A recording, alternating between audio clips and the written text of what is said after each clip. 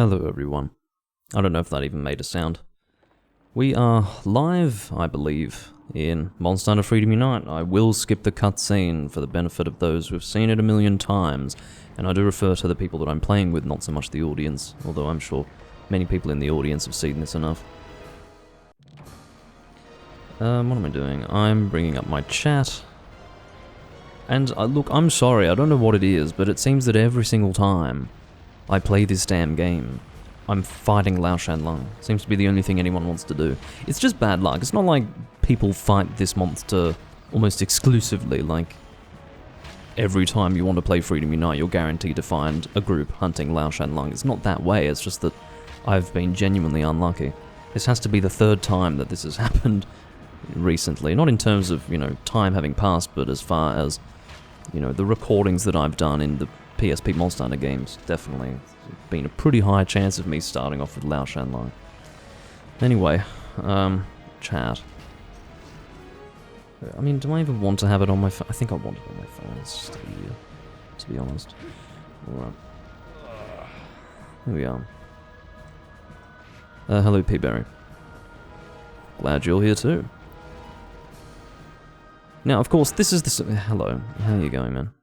Uragon, who is May in the Hunsterverse server, is kicking me around, which is fine. Of course, those of you who are unfamiliar with the game and think that I'm being so unreasonable to be not even participating in the hunt, it's not an issue because it's fucking Lao Shanlung. You basically stand there waiting around as a Blade Master for the first 3 minutes of the hunt anyway.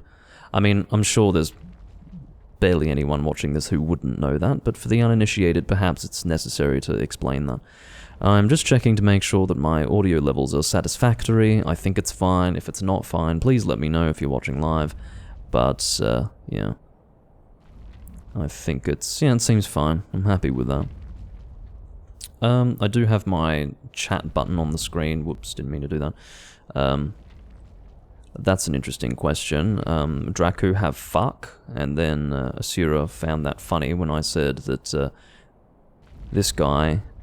I said, without patience you'll get nowhere in this game. I said that in response to this guy saying, Lord ready, Lord ready, Lord ready! I get to hear this in every fucking game that I play, in every year that... Anyway, I'm not going to start ranting about it. My point is that I'm sick of hearing this same shit. Ready, ready, ready? Okay, here's a fun fact. If I was fucking ready, you'd know. You'd know if I was ready. So, I mean, anyway, I'll shut up about it. You guys hear about that enough when I'm playing Monster Hunter Generations Ultimate. And part of the reason why I'm recording this game is so that I can break up the monotony a little bit. So, there you are. Yeah, it is the 221st part. Just case in point, I'm not even able to reach the monster yet, after all that lazing about. But yes, the 221st part of this series, and I am quite aware of the fact that I've been recording too much of Generations Ultimate recently. I do it for convenience sake, it's just what it is.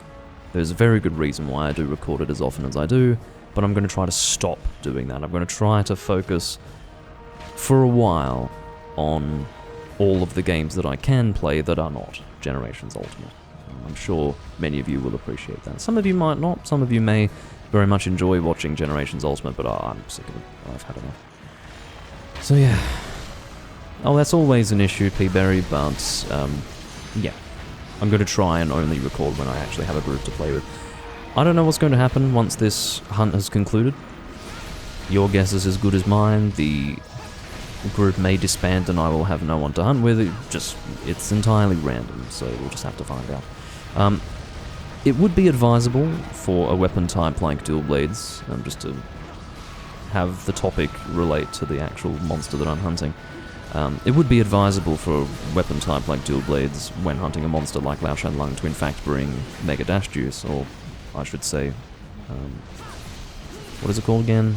Mega Juice, or Power Juice, depending on the level of effectiveness. But I haven't done that, and that's okay, I can live with that. I'm really not worried, to be honest, because with a group of 4, we will be dealing enough damage to kill Lao Shanlung without much difficulty. If it is available, I will attack the stomach like so. The problem is, and again, I don't even really need to verbally describe it, you can see it demonstrated every time this monster flinches when you're attacking the stomach. You will, unfortunately, provided you are stuck in an animation, you will get hit. It's not that you're going to take much damage, it's just that you will be pushed away from the monster, it will be awkward. Worst case scenario, you'll be close to the moving parts of the monster, I like to say. So like the legs and the arms, which is bad. You don't want to be... Oh, and then there is another risk that I should mention, and that is a full knockdown. If you are attacking the stomach and Lashan Lung actually falls down and becomes immobile, that will hurt. That's not a small damage sort of scenario. It's not that it's going to put you at risk, it's just... Anyway, it's Lashan Lung. What's the point of discussing it in depth? Don't think any of you particular... Well, some of you might, yeah. Thank you for that bizarre noise you just made, Doomlink. That really just improved the listening experience. But, yeah, we're all attacking the head for convenience sake. It's not that we want to deal the maximum amount of damage to this monster. The head is not the primary weak point. Never has been, never will be. However, it is the easiest thing to hit consistently. So sometimes, not even necessarily for the sake of DPS, but for the sake of comfort and quality of life, you tend to aim for the head of the Lashan Lung. Why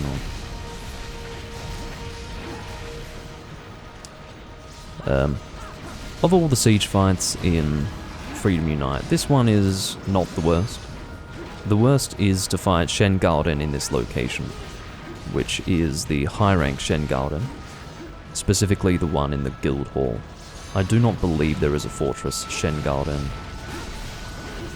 in the village, whether we are referring to the Granny quests or Nekot's quests. I think both of the ones in the village are indeed in the town, it's called. It's just called the town, it's nothing too creative, it's a fairly prosaic name, just town. Yeah. The reason why it's a town is because it's actually a little more concerning if it is destroyed. You know, the story goes, I think, that a town has been emptied to essentially be a last bastion against whatever invading monster is there. I think Yamatsukami used to... No, see, in DOS, I can't remember if it was in the fortress or in the town where Yamatsukami would come in, but one of those two locations was where Yamatsukami would hang around. And, yeah, it was good fun. I do have wine, actually, and I may, just because I'm not really that dedicated to the fight, I will pour some wine. So, my wine today is a rather floral-topped wine. It's even got some birds on it. I mean, just lovely, you know, wildlife. I tend to just get whatever is on clearance or special in my local bottle shop, which is attached to a pub. And this one is called Tread Softly. It is a South Australian Shiraz. The year on this one is last year, actually, 2022. Don't know if it was a good year or not. Probably not. It was a fucking wet year, if I remember it correctly. Jesus. So probably not a good year, but anyway. Has a good nose. Not that you typically don't smell it from the fucking bottle, that's like... That's actually boorish. It's indecent. But anyway. Cheers, everyone.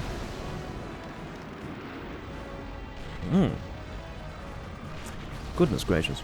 That has a flavour that really jumps down your throat immediately. Very fruity. Goodness. And very light too. That's a very light red wine. Wow. Those of you watching at home are wondering why I'm not contributing. Oh no, Doomlink's not contributing. Well, I don't particularly have to. I mean, yes, I can't, you know, happily get away with not attacking the monster for the entirety of the duration of the hunt, but to have, you know, a minute or two of pouring a beverage is not...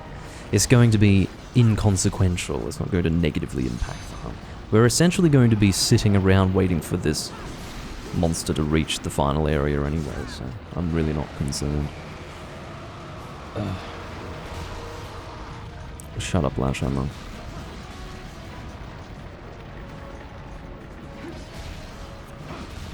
This is not a style of red wine that I particularly like. When I drink it, my reaction to it is not, oh, I don't like this, or, oh, this is bad. But, you know, if I had flavor profiles lined up, this would be one of my last choices, I think. It's very, very fruity, very intense, I guess sweet as well. It's a sweetish Shiraz, it's... anyway.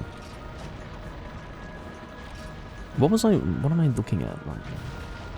The reason why I'm going through the menus is because I'm actually trying to look for something, but I can't remember what it was now. I got a little distracted. Yeah, let's just keep an eye on this tail over here. I'm out of stamina, so I'm not too concerned. Yeah, strange, I don't know what I was going to look at now. Some details on the loadout that I'm using. This is a sharpness-focused loadout that I typically use in conjunction with the sword and shield weapon type. It is entirely appropriate to use it with all sorts of different weapon types, especially dual blades if we're not referring to sword and shield, because both the dual blades and the sword and shield will benefit greatly from these skills. We are looking at a loadout with 3 separate sharpness skills all working together. So we have sharp sword, which is razor sharp, sharpening skill increase, which is speed sharpening, and then obviously sharpness +1, naming unchanged in future games. And that just means that fast attacking weapons are going to maintain their sharpness for a whole lot longer. And obviously sharpness +1 will ensure that we are at a higher level of sharpness from the start. I'm doing that here because we're going to be wailing on this monster. This is a monster that is going to be hit very, very often, so the less I have to sharpen, the better. I was considering using the White Fatalis armor set for this fight for maximum, you know, damage, because that's a raw focused, not raw focused, what I mean is it focuses on increasing your attack. It has the 2nd gen equivalent of Honed Blade, and yeah, it also, that particular loadout has increased affinity on top of that, but again, I don't want to be sharpening all the time, so I've gone with this particular loadout, which particularly gives me sharp sword. That's the... that is the skill in question that I really wanted. Speed sharpening is nice. You spend less time sharpening when you do sharpen, but the less frequent sharpening is what I value the most at the moment.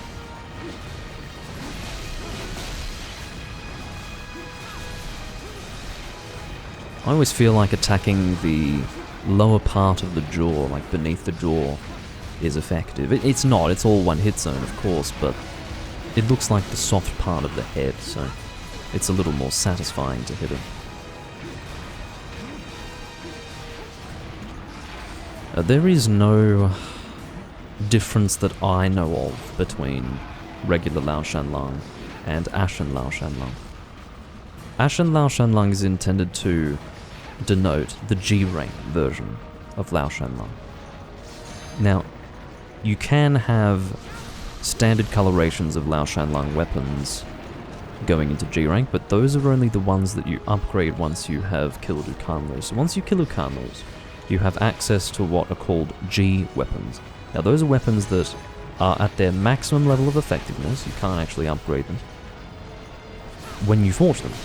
So it's a single forge for basically end-game G-rank damage. It's quite beneficial for certain weapons, in particular the ones that don't really upgrade properly beyond high rank. Now what I mean by that is that you will have a standard version of a weapon, and then there may be a G version of the weapon.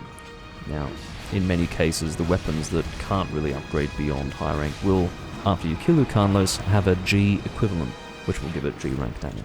As well as that, you'll have some weapons that do just ordinarily upgrade all the way to G rank that will have G equivalents. Now, you'll typically have coloration differences if the weapon in question has some species for the monster that you kill to forge the weapon. And 2 examples that immediately spring to mind. Well, no, technically Yamatsukami doesn't have a subspecies, but there are different colorations of weapon for Yamatsukami. So you have the standard brown wooden look, and then the dark wood look. So the G versions of Yamatsukami's weapons are the brown wood, and then the ones that upgrade normally from low level all the way through will have a darker appearance. The same can be said of Lao Shanlong. If you take a low rank Lao Shanlong weapon and naturally upgrade it as far as you can, this being one such example that I have equipped now, it will have the coloration of an Ashen Lao Shanlong. If you make the G rank, like the G version of the weapon, it will actually look like the older upgrade. That's why they're called G weapons. They're actually meant to be G rank damage versions of lower level weapons. So that's why that happens. Yeah, and you will also find a Rathian sword and shield that is green rather than gold. So if you... Well, actually, this is curious. I don't believe there is a gold Rathian sword and shield in this game. How it actually works is... I don't believe that was actually until... I suppose it would have been Portable 3rd. It was either Portable 3rd or Monster Hunter 4, where there was actually a gold Rathian... So, okay, I'm getting a little confused. So there's the Poison Rathian Sword and Shield, and then there's the Fire Rathian Sword and Shield. Of course, referring to the Fire one, there is a gold one in this game. But I was actually thinking in my head of the Poison one. So it starts off green and then upgrades to pink and cannot actually reach gold, whereas in later games you can actually get that very same sword and shield in the gold Rathian coloration. Now, in this game, the natural upgrade goes all the way up to pink, and then if you get the G version, it will be green. So, looks like these guys want to wait at the fortress, and I don't particularly care if they want to do that, that's fine by me. So, yeah, I don't... There is, of course, no Rathian fire sword and shield that is green. It just doesn't exist, so... Yeah, because the Rathalos sword and shield will take on the appearance of the gold Rathian for the fire version. Anyway, that's just what it is.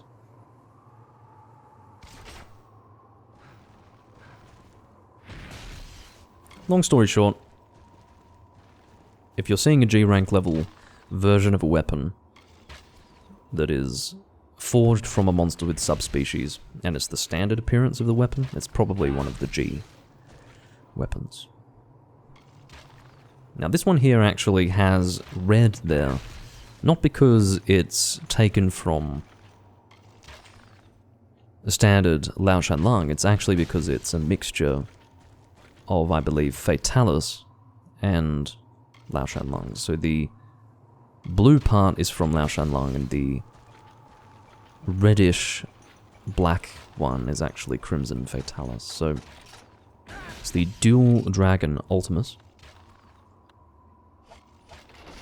And yeah. Of course there is no...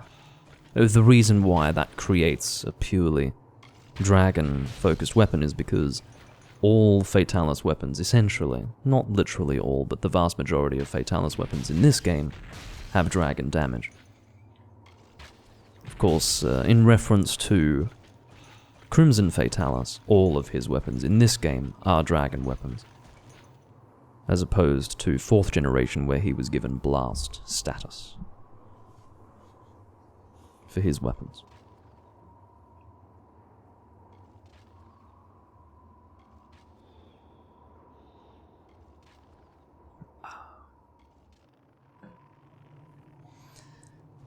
Hunter decides to continue fighting the monster. I understand why. Of course, the reason why we stand here is so that we don't end up flinching the monster so much that we are forced to accept a repel, because the monster's flinching will prevent it from getting here before time runs out. And you see, letting Hunter fight the monster alone is unlikely to cause that to happen. It may slow things down a little bit, but if for Hunter it is important for him to actually feel like he's fighting the monster to kill it, instead of just standing around waiting, then I'm happy for that to... I'm happy for that to occur. I'm happy for him to do that. It doesn't bother me.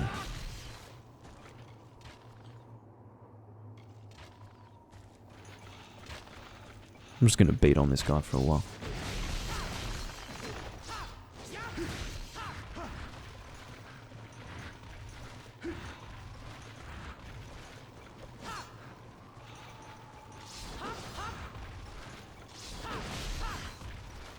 I'm doing my best.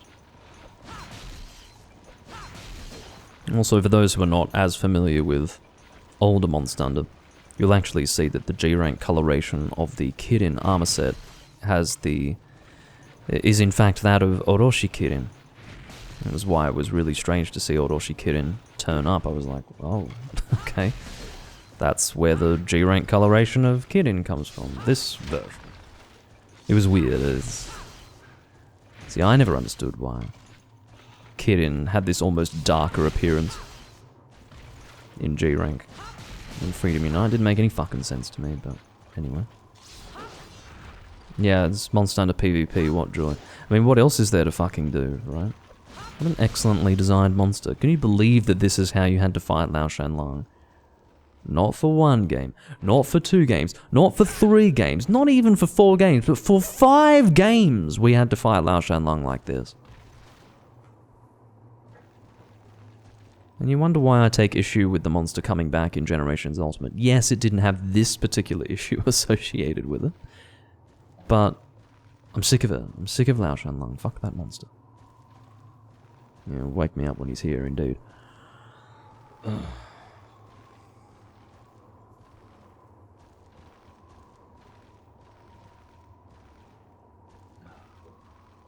Yeah, it's not really good enough.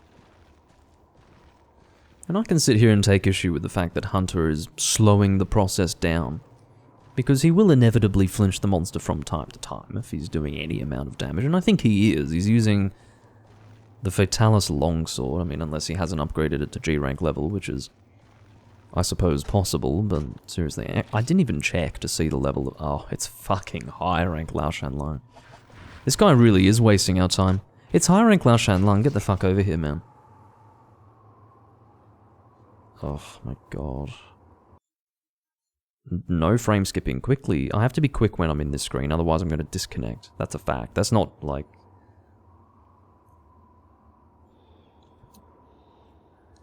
How do I call it? Paranoia. It's just... It's a fact. If you stay in that screen for 5 seconds or longer, I think you will disconnect from the session. The reason why it doesn't disconnect you for less, in other words, if you're in there for maybe 2 seconds, the reason why it doesn't actually disconnect you at that point is because the game is fairly lenient when it comes to losing connection with the other hunters. It happens, you know. But if it happens for too long, it'll just boo you. And it's unwise to do it during loading screens, because it is almost essential for there to be a constant connection between all hunters during the initial loading process of the quest. When I say loading screen, I mean the actual launching of the quest with all 4 hunters. Speeding up is also an excellent way to cause disconnects if you're launching the quest.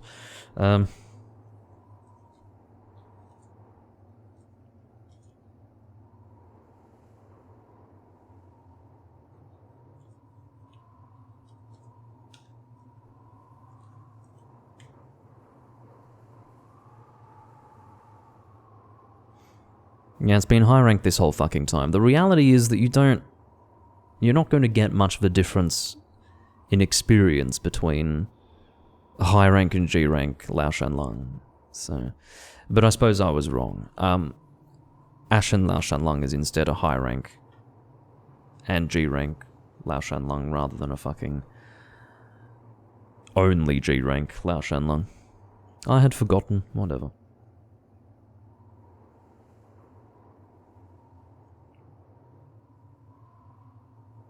There is obviously the temptation to just fucking disconnect intentionally, speed up the game to get the monster here and then hit it. It's dead, says Asura, which is to say that it's reached its health threshold.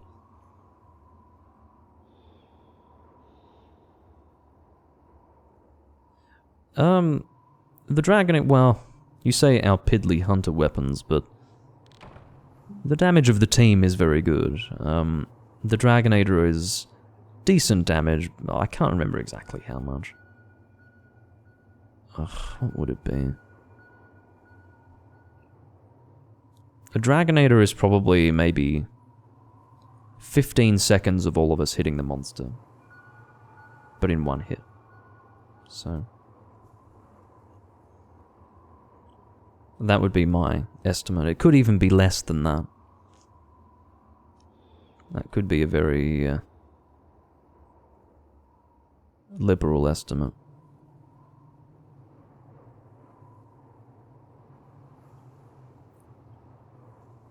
This fucking guy, I mean, he doesn't even... What he has done is just completely ignored us. It's obvious that if we're all standing here and there are messages to read in the chat, that maybe it's worth fucking reading it. He's read it. He just fucking ignored us, that's all. It's high rank, asshole.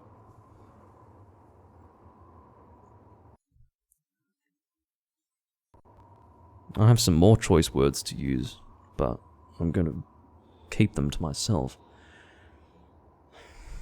Yeah, I'm sour, knowing that this is a high rank quest.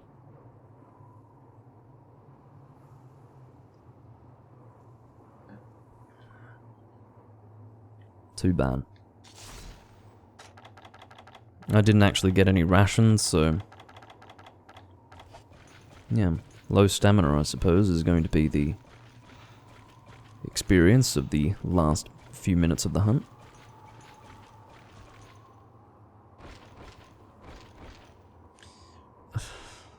Yeah, I suppose so, Peaberry. Get the boring monster out of the way first.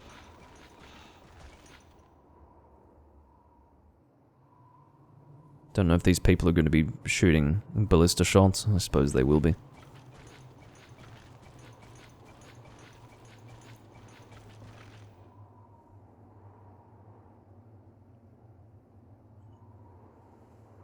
Now, as soon as Lao Shanlang enters this area, his health will deplete again. It's important to let him move a little bit forward, because if you kill him outside the carve area, it's going to make you look like a real dork, because we've just been sitting here for like 30 minutes hunting one fucking monster. And then if you don't get all of your carves at that point, I struggle to imagine something that could be more of a waste of time. I suppose literally failing the quest and getting nothing would be worse, but yeah, that would be a total waste of time, in other words.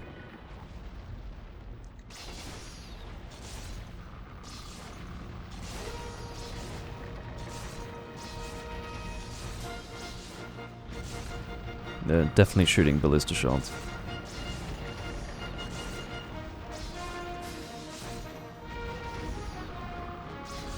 It's safe to attack him now. Because he's not literally at 0 health when he comes in here. And that's by design, that's so that you don't actually kill him outside of the carve area. Oh, fuck. Yeah, it should be okay, as long as his back legs are over the... it's okay. Yep, all carve zones are accessible. It's those guys... Like, Hunter is going to miss out on so many carves because he's literally this far away from the monster. Even if you start carving this monster, from the moment his death animation concludes, you are very unlikely to get all of your carves. This Hunter guy can't even walk in a straight line. He's just ended up in another area trying to get here. I mean, are you for real? What a waste of time. I'm not going to get all 9 carves. I'm probably going to get maybe 7 carves, to be honest.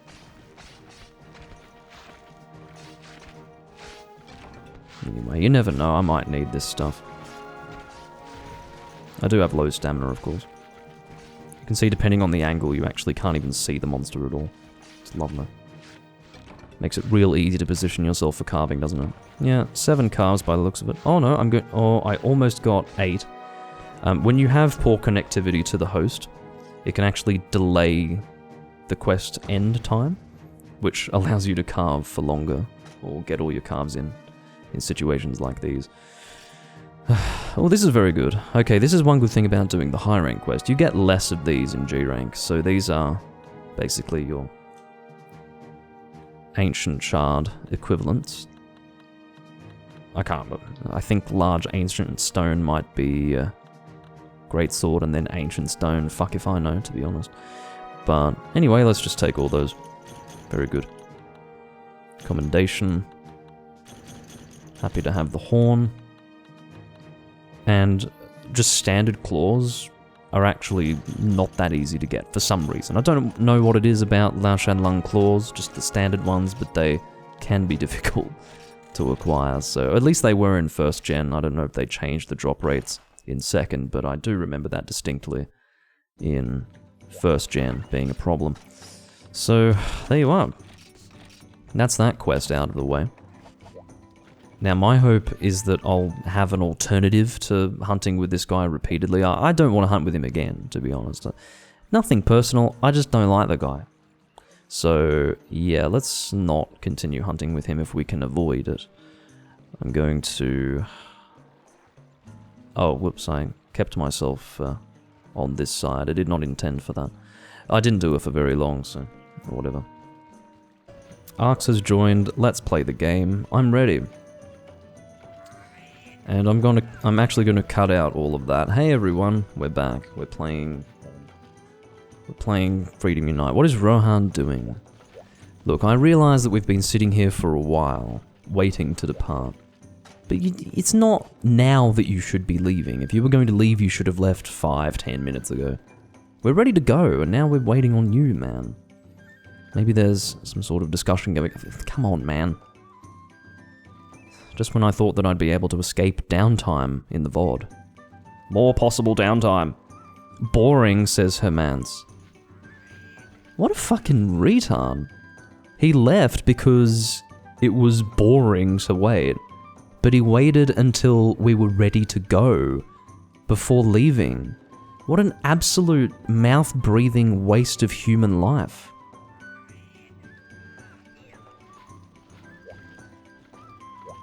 Boring. It's like, well, congratulations. Now you can go and wait to hunt with a different group of people. You could be, you know, you can sit here and say, boring.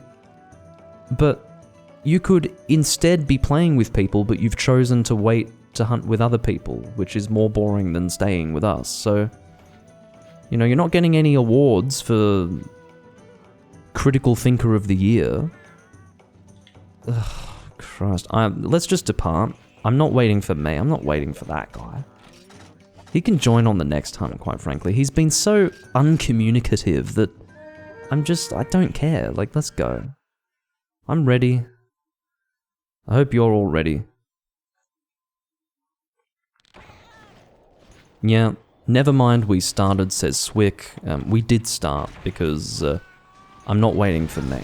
Like, if May wanted to join before, he could have actually made some sort of verbal confirmation of that fact. Some sort of expression of interest, some sort of, hey, can I join? Or, hey, I'm coming. No, we didn't get any of that. It's not a language barrier, it's an intellect barrier, okay? He's not capable of, you know, saying things like this. So, yeah, this is what I mean. He's a fucking android. Anyway, we're playing Monster Hunter Freedom Unite. We may be playing Monster Hunter Freedom Unite, but Doomlink can't speak English, which is great. The monster is Copper Blangonga. We are hunting him in the Old Desert. The reason why we are hunting him in the Old Desert is because I find the Old Desert to be slightly more novel than that of the second generation desert. In the sense that I've hunted in the regular second gen desert a whole lot more than I have in the Old Desert from first gen. And I also prefer the Old Desert generally as a map, so that is a Wyvern Fire opportunity, which I'm going to take. Hopefully I don't hit arcs. I did not hit arcs, apparently. I don't know why he's also using a gun lance. Quite frankly, I don't understand why I'm using a gun lance. So it really is a fucking mystery. Oh, I was actually ready to shield if necessary, but it apparently was not.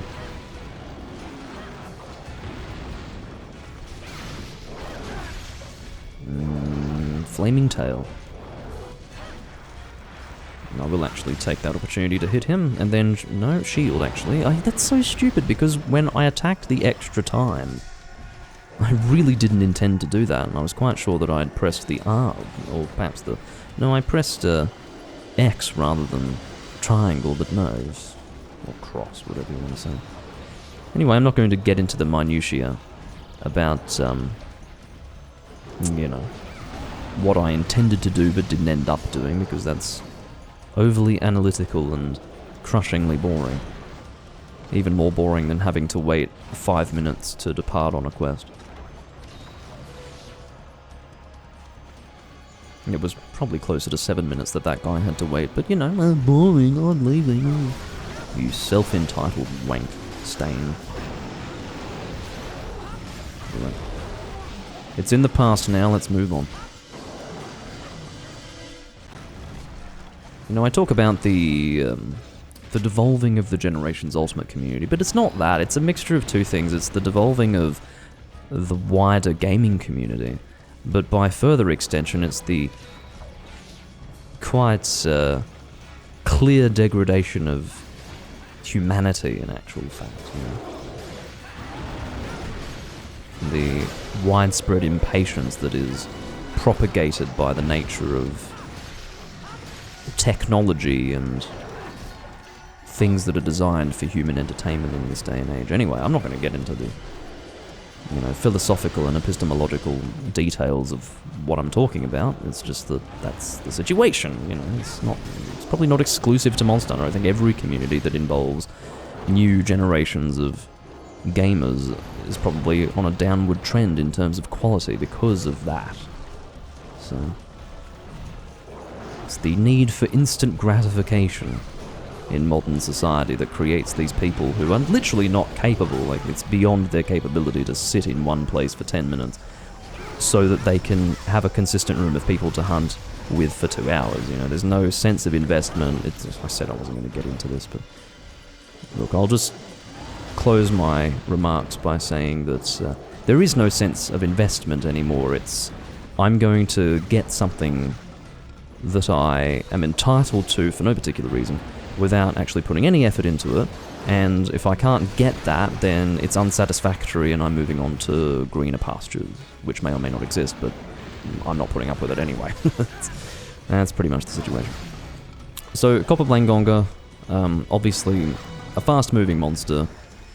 I'm having to sit back and wait for opportunities to attack rather than just constantly pursuing the monster because, you know, I'm not very mobile, and naturally, Gunlance is not as good at guarding as Lance is in future games. But, yeah, while Lance is not as good of a guarding weapon in second generation as compared to later games, Gunlance remains about as inefficient as a guarding weapon in this game as it does in the future ones. So, yeah, long story short, if you're attacking with the Gunlance, it's because you have some sort of personal assurance, or you are personally assured of the fact that it's safe to do so. It's quite stupid to just get in there and aggressively beat on the monster with your Gunlance, unless that monster is giving you an opportunity to do that. I suppose that's the case with all attacks with weapons, but you see, the faster you can guard something, or the faster you can evade through something, the less relevant it is that it's a safe moment to do what you're doing. It's very important for it to be safe to attack when you're using a Gunlance, in my opinion. Some people are like, what the fuck is this guy talking about? Well, what I'm talking about is the way I play Monster Hunter. And some people may play more aggressively and less tactically than I do.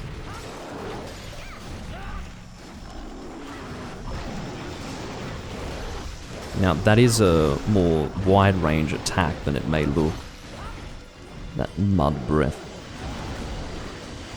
But it's perhaps not as long-ranged as I've been making it out to be by standing still and shielding from seemingly kilometers away from the monster.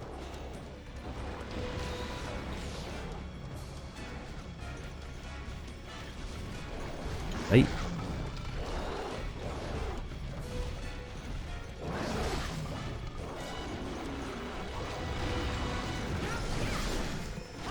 Sadly, bouncing with white sharpness on the back legs. The back legs, while they are not particularly weak to one's attacks, are in fact the safest part of the monster to be hitting because the monster is obviously not facing in your direction when you're attacking the back legs. Now there is a counter-attack of sorts that Blangonga has, which is the jump back attack, but if you're at the right angle you can avoid that as well, so... Yeah, being directly behind the monster is generally unideal, but... Yeah. Let's get a Wyvern Fire out. I don't know if that was my flinch, but delayed, or if someone else managed to get the flinch, but... I don't need for that to have been my flinch, if that makes any sense. I'm quite content with just having flinched the monster eventually. Or having contributed to it, I guess, is what I mean. Stop that crap. I'll just shoot twice here. There we go, that is a dead copper Blangonga. We really didn't need to wait for 4 people, but yeah. That's of course a G-rank monster. There is only a G-rank copper Blangonga, G-rank exclusive subspecies, alongside the likes of Emerald Congalala. What else is there? I don't know. Those are the 2 that come to mind. The 2 monkeys, the G-rank monkeys. I'm sure there is at least one other example.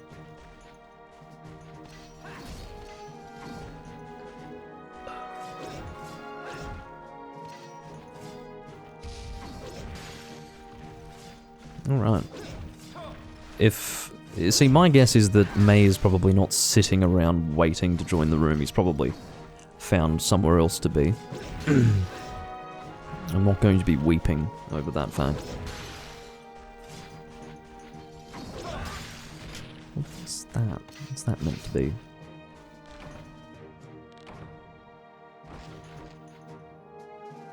Alright. Show quest. I don't know why I'm doing that. Okay, no, apparently someone is sitting in this room. It might be May. What's going on? It is him. He's literally sitting there waiting to join. I almost feel bad, but yeah. That's a good fiery finish shot. It's not literally fiery finish in the sense that it would be accepted for the trophy in Hunsterverse, but you know. It has to be Wyvern Fire. But to me, a shell should work as well, because... well, no, perhaps not. Because the thing with Wyvern Fire is that while it does deal more damage than a shell, you have to charge it up and actually get it to hit on target, which is technically harder than just shelling a monster to death, so yeah, I can see why. Shelling would not be permissible for fiery finish. Anyway, I'm referring to something that most people wouldn't have any clue about. Hunsterverse trophies and achievements are generally not on your average Monster Hunter player's radar. Nor feature in their mental compendium of Monster Hunter knowledge. No, I didn't have a Farcaster. It's quite dangerous. Swick, I'm assuming, has gone and posted Copper Blangonga again. I don't mind. I really... You know, if I had to choose between hunting another Copper Blangonga and hunting nothing, I think I know what I would prefer. I should have actually taken myself straight to home, but I didn't do that. I will eat, and then I will promptly choose another loadout. Oh, no, I don't actually have an Ice Sword and Shield, unfortunately, because I want to get the Kushala Daora Sword and Shield, which is easier said than done. I think it's Rust Stones or Ancient Stones. I don't know which one it is, but one of the 2. I think it's Ancient Stones. I'm pretty sure Teostra is Rust. So, yeah, that's no fun. Perhaps I do have a Sword and Shield. Oh yeah, let's actually just use the... Well, no, let's use this loadout, yeah. I've decided that I'm going to deal poison damage. What joy. What joy. It is the Royal Rose, one of my favourite Sword and Shields in the series, and certainly a community favourite in Freedom Unite.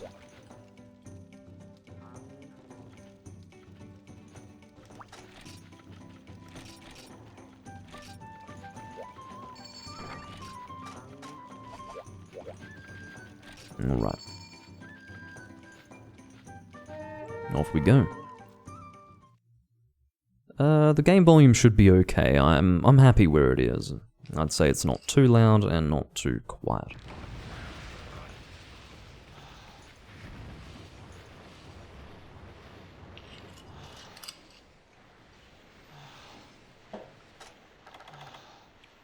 So, for those who are unfamiliar with this fact, poison was very heavily nerfed in 3rd generation. It had to do with the whole idea of introducing diminishing returns. It wasn't just the case that poison was made to be, you know, a lot less effective over time in 3rd generation, along with many other things such as, I don't know, KO build-up, flash bombs, traps, and the like. The actual damage of poison was reduced. And when you have a sword and shield that deals 450 poison in conjunction with 350 raw attack, and a decent amount of purple sharpness even for a sword and shield, you're looking at a pretty damn good weapon. Now there are other weapons that probably deal a little bit more damage than this, because the reality is sword and shield is a low motion value weapon type, especially here in 2nd generation, but so what? I mean, the frequency of poison application is so high with this sword and shield that it essentially makes up for the lack of motion value on a sword and shield.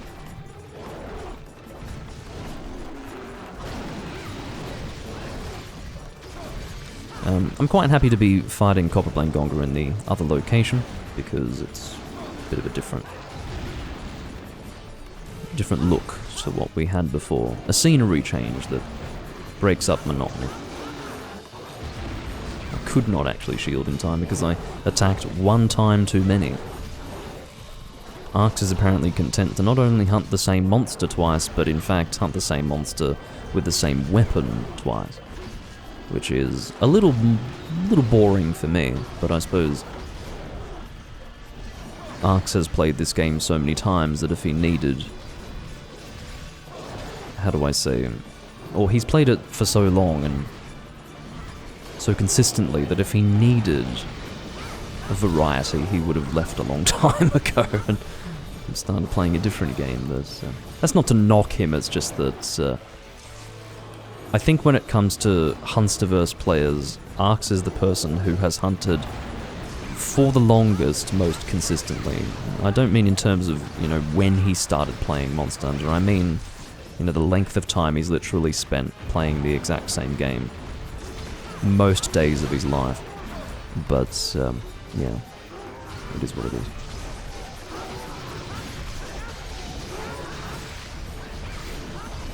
I don't think I've actually managed to apply poison yet, which is probably...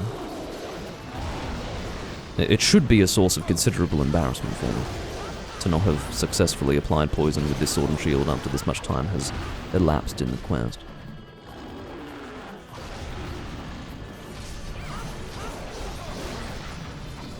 Maybe Copperblanc Gonga has poison resistance that I didn't know about. More than I had heard about, anyway. Oh, come on. And he's leaving. What an arsehole. Just to make it harder for me to apply my poison. Congratulations, I guess.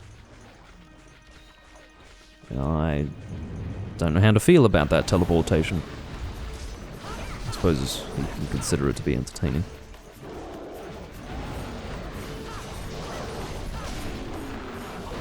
I find it more concerning than entertaining because it may foreshadow connection difficulties going forward. May have gotten a dodgy host for this instance. And he's finally poisoned. I would say that he has very high poison resistance based on how much I hit him. because he definitely didn't get poisoned and then recover at any point. He actually took that many poison procs to have poison be applied, so... Because I was watching, it was definitely applying poison to him as frequently as it ever would, so... He's just got good poison resistance. I hope it still deals good damage. Usually, it still will deal good damage, it just is harder to activate with the monster if they are resistant. That's usually the case, I think, in the earlier games. Oh. Well, the poison feels a little overkill now, doesn't it?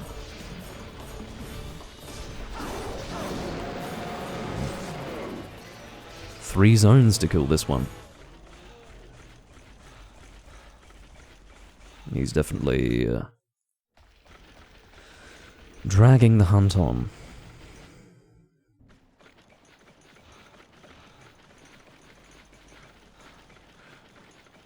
But yes, this is one of two Rathian Sword and Shields that exists. Or exist, singular. One is poison and one is fire. The fire one in this game is just... obviously it functions just fine, but it's visually awful because for some reason they decided to make it almost black and impossible to see when sheathed. I don't know why they decided to do that in this game. I'm certain that it wasn't that way in first generation, and I don't think you could get the Gold Rathian Sword and Shield in Freedom 2 or DOS, so... I mean, I could be wrong about DOS, but yeah. It's more because I don't have a specific recollection of it, but... Yeah, I don't know if it's just this game specifically that has the Gold Rathian Sword and Shield look really black when sheathed. The reason why it's a problem is because you're most likely to observe a weapon when it is sheathed. It's almost on display when it's sheathed, but in the case of what I consider to be a rather pretty Sword and Shield, the Gold Rathian Sword and Shield, in this game, the point at which it's easiest to observe the weapon is when it is actually at its ugliest. It just turns black and dim and... whoa. Which is a shame. It's not that way in the other games.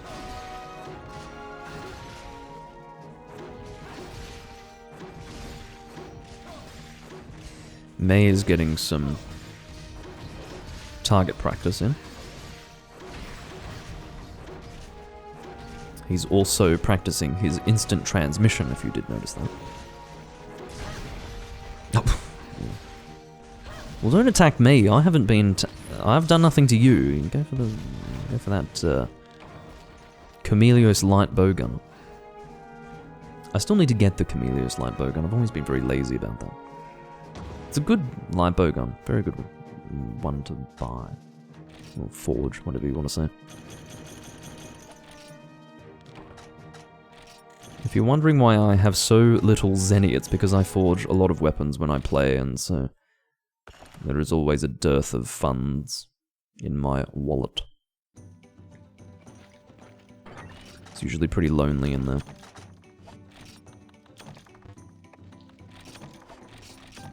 Oh, fuck off. See, these books of combos sitting here might confuse some people watching. They wonder, well, I haven't even seen you combine anything, Doomlink. Why are they there? The reason why they're there is so that I don't have to think about putting them in there if I do need them. Typically for gunning is when I would put them in there, but I'm just too lazy to take them out. I'm not that in need of the space. If I felt like I was really in need of the space, like the extra space that I would have if I removed them from my inventory, I would actually remove them from my inventory, but actually it turns out, in the long term, the convenience of having them there and not actually needing to think about putting them in my inventory or not putting them in my inventory is of greater value than the space that they would free up if I put them away. That's the way I see it. Hello, Waifu Hunter. I don't know what the plan is going forward. I don't know if we're just going to infinitely hunt Copperblanc Gonga. I pray that that's not what we're going to be doing. But anyway, I really like Copperblanc Gonga design. Why? He's not a very attractive monster. I actually like the fight, but how on earth could the design of the monster be in any way attractive? Mate, well, I don't know. Beauty is in the eye of the beholder, I suppose. Conga giving blowjob to Arx's gunlands. Is that what's happening? Not really. I mean, you see, this is the... How do you look at that and think of blowjobs? I don't understand. It takes a special kind of guy, doesn't it? And it also takes a special kind of mental condition to look at this picture and go, blowjobs. Like, what do you mean? Perhaps he's giving one as we speak. And that's the reason why it's coming to mind. I need to make sure that I have coatings on hand. I'm going to bring combination materials for coatings because obviously it's going to be a long hunt. I need empty bottles. Not 99 of them, but I'm going to bring 99 of them because I'm lazy. I don't need to worry about combination books as hitherto mentioned. They're already there, don't even need to worry. And I will actually... there is a temptation to put away whetstones, and some of you would almost demand that I put away my whetstones because I'm using a bow, but let me tell you, if I put them away, I will forget to put them back in, and I'm going to be basically caught out with my pants down like an absolute buffoon when I depart on a quest, and then am put in a situation where I need to request whetstones. I mean, that's... It is one of the most embarrassing things to have to do. To say, can someone give me a whetstone? I've had to deal with it a lot in 4 Ultimate because slicing shots actually use whetstones as combination materials. So even though that discipline has not changed across generations of Monster Hunter for me, I never remove whetstones from my inventory unless it's Tri or 3 Ultimate where you do actually have separate pouches for Blade Master and Gunner. Because I don't want to actually be in that situation where I don't have them in my inventory. Oh, this is apparently... Oh, actually, you know what? I'll actually finish that previous point before I get onto this next subject. But, yeah, in the case of 4 Ultimate, I do end up having my whetstones consumed out of my inventory because they are the combination materials of... I hope I'm... Yeah, I am out of range of that. But yeah, it's the combination material of Slicing Shot, which is a very good shot type, incidentally, in 4 Ultimate, which I do use on occasion. So, next subject, which relates directly to the game that I'm playing. Yes, I am using Raw Rapid. This is a weak Fatalis, and I actually weakened it on camera. The last time I fought this monster on camera was actually a weakening of the monster that you're seeing now, but I don't know if that was posted on YouTube or not, because it may have been one of the recordings that I cancelled due to not being able to find anyone to play with, which did happen, I think, twice, some months ago, which pissed me off and caused me to not record this game for a while, but it's just what it is. It's not like I demand for the community to be active whenever I play. It's more like I do have specific windows in which I can record, and it's just generally frustrating if it doesn't work out, that's all. It's not an entitlement thing, it's a general frustration thing.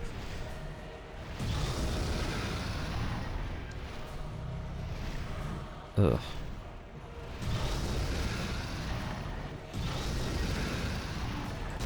Oh shit, I accidentally sped up.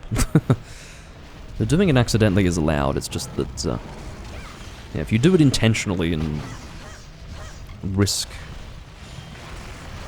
disconnects, it's not great. My thumb slipped. I'm just glad that it didn't actually cause a disconnect.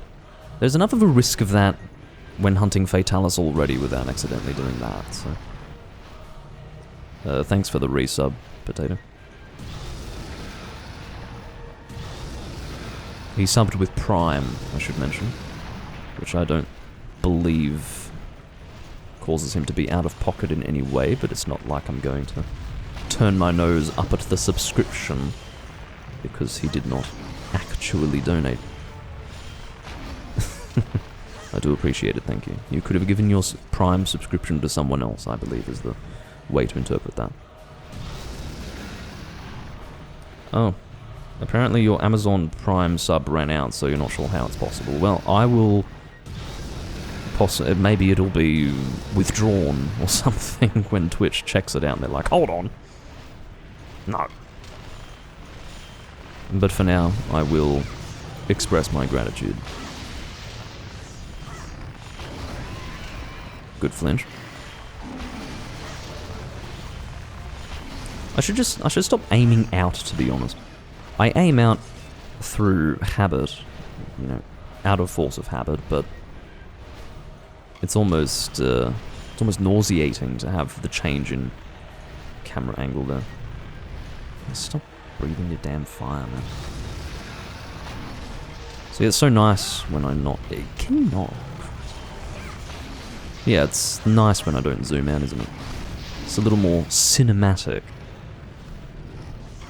The reason why I zoom out is so that I'm entirely ready for anything that happens, you know, I'm not stuck aiming down my sights and then, you know, enjoying the appearance of the monster. I'm actually there to avoid it if need be. I'm at low frickin' stamina. The safest place to stand is obviously in the shadow of Fatalis, but because I don't have audio cues at the moment, I don't have my earphones in because I'm lazy.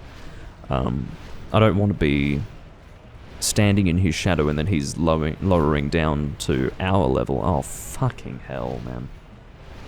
Remember when I said the disconnects are bad enough without speeding up? Do you have an explanation for that one, Arx? Is it because you're watching me live? I bet it's because you're watching me live, god damn it. Whatever. You've killed the Fatalis, he's lost. And he's flying through the gate of Castle Shrade. Oh, fucking hell. At least it's a weak one, so we may be able to 3-man. Depends on the damage of the team. Look, to be honest, Sergei is not fucking doing anything from what I can tell. I've seen him leave and come back multiple times. Like, he keeps leaving the area and returning. It's raining very heavily outside, quite suddenly. Okay. You might even be able to hear that, I don't know. Tal says, I Omega forgot to open up the stream. You Omega forgot to open up the stream every time I've live streamed for the last month, Tal, so I don't know why you feel the need to mention that now. No, I'm joking. Welcome.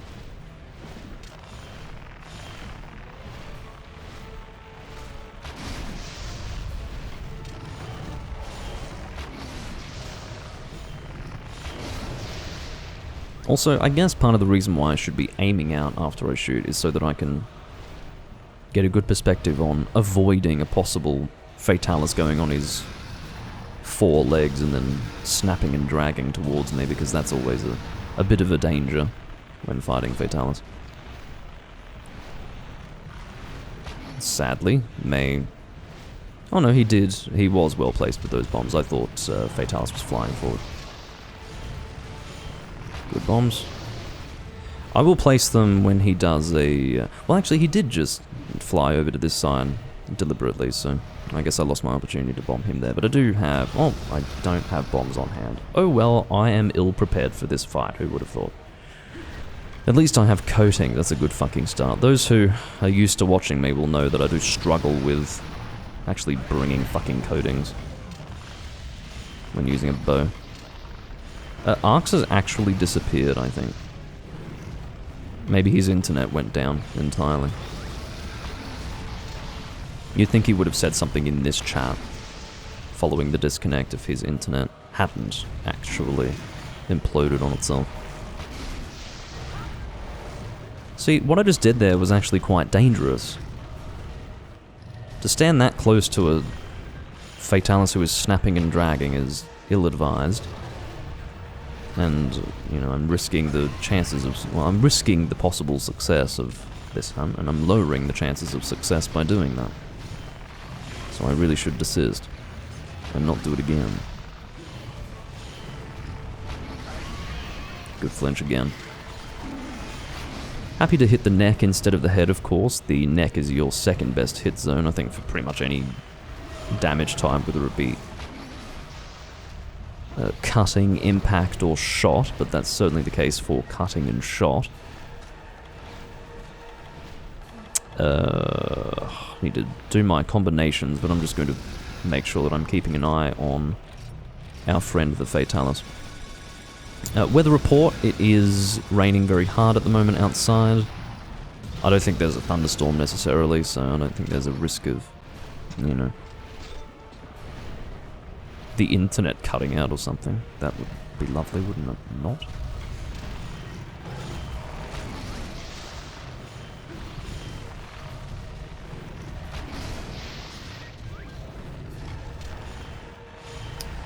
Well, I'm glad you enjoy watching Freedom Unite, Tal. That helps. Well, I think, you know, the people who would get the most enjoyment out of watching Freedom Unite would probably be the people who don't play it very much. It makes it more of a novelty to watch that sort of gameplay because it's more fascinating. A lot of people just couldn't be bothered playing this game. It's just a little bit too rigid, we'll say, for their tastes. And I respect that. People who give it a try and really can't enjoy it, I can't criticize them. It's the people who don't give it a good shake who really, quite frankly, would be better off not even weighing in on the subject.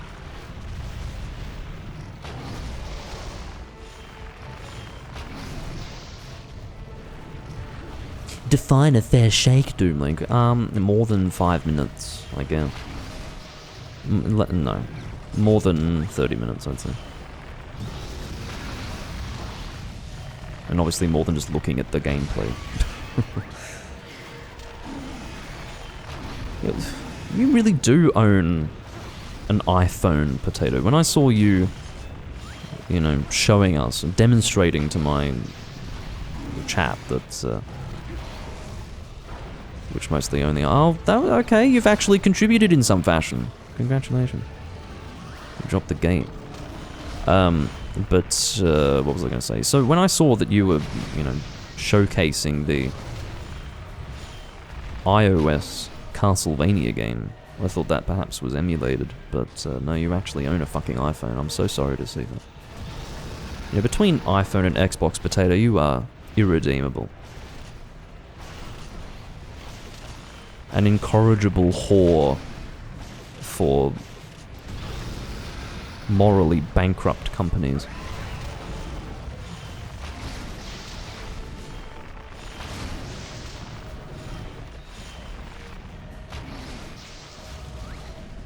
It's an old one, iPhone 11. They're still selling iPhone 11s today. I'll have you know, Potato. So it's not old in a real sense of old.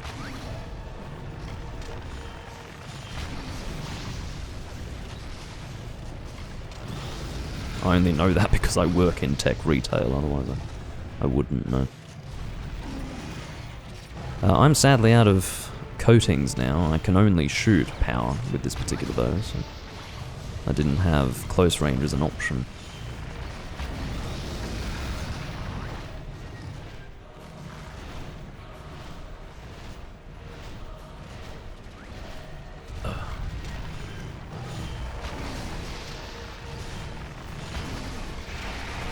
Oh, stop.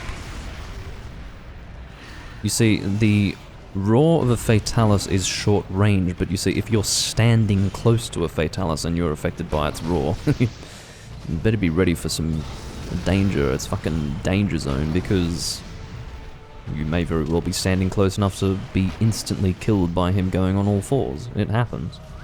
More often than you may think. In fact, if you are affected by a Fatalis roar, there's probably a good 50+% chance that, remember when I said audio cues being a problem? Well, that audio cues are a problem if I'm standing in the shadow of the Fatalis. I mean, seriously, case in point, ladies and gentlemen. Or the lack of them, is what I mean to say. I don't have my earphones in, just to clarify that for people who don't know. Thank you, Doomlink, for your elaborations. But yeah, it's just one of the major attacks of a Fatalis. It's a pathetic attack, isn't it, if you think about it? Or it's a pathetic idea that one of the major attacks of a Fatalis is to literally have him go from standing on his hind legs to going on all fours. Like, that attack right there that you just witnessed is one of his major attacks. And it catches you pretty often because during this long fight, mainly if you're going Blade Master, you may become complacent at some point. You may lose focus. And that is precisely what will cause you to die when fighting Fatalis. It's not like Fatalis has one-upped you in terms of skill, or you are an unskilled hunter for dying against a Fatalis. You don't have the mental fortitude to endure a monotonous hunt and remain focused during that hunt. You know, he will wear you down with his poor design, and you'll do something stupid, and because there is such a small margin of error when fighting this monster, that is the opportunity that this monster can take to essentially win against you. And it sucks, like, that's stupid design, but fortunately when you do fail against Fatalis, the amount of health that you've dealt to the monster is recorded, it is saved. So, over a long period of time you can actually eventually kill the monster, but it's annoying because the ideal scenario is in fact to survive long enough to get a repel, because I'm staying nice and like really close. It's better to get hit by that tail than to get hit by a fucking fireball. That's just a fun fact. If you're in that situation that I'm in right there, it's better to stay close to the tail and get hit by that, because you don't want to actually see the tail go, oh, this is dangerous, I'm getting hit by the tail, and then you end up creating distance between yourself and the monster, and then you take a fireball in the face, because that tail's not going to kill you, but the fucking fireball will. So, you know, it's a case of choose what to be hit by, because under those circumstances, when you're in that position that I was in, while the monster is doing that particular sequence of attacks, you're going to take a hit. So, you either choose a little bit of damage or death. I'd like to think the choice is fairly clear.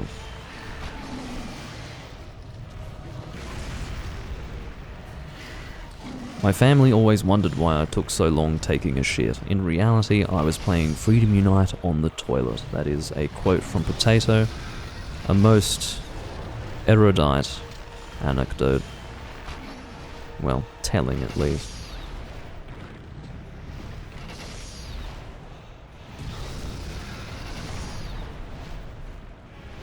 But yeah, that's probably one of the last times I'll quote Potato for a while. I don't know why. Stop. Just get down on the ground so we can hit you, Fatalis, please, for God's sake. It always feels bad to have no coatings in effect, or applied to one's arrows, but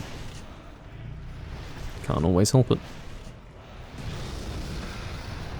I just have no confidence in Sergei's contributions. Like, I don't think he's dealing any fucking damage at all. I really don't. And I wouldn't be complaining if it weren't for the fact that he's now one of 3 hunters instead of one of 4. We did depart with 4, but now if he's dealing low damage, it means more than it did before, because we've lost one of our major damage dealers. I don't know what Arx's loadout was. Oh, that's right, it was Dragonlance, which would have been fine, I guess. He was probably using it more for fun than for anything else, but he would have been dealing more damage than this guy, from what I can tell. That's what I would assume.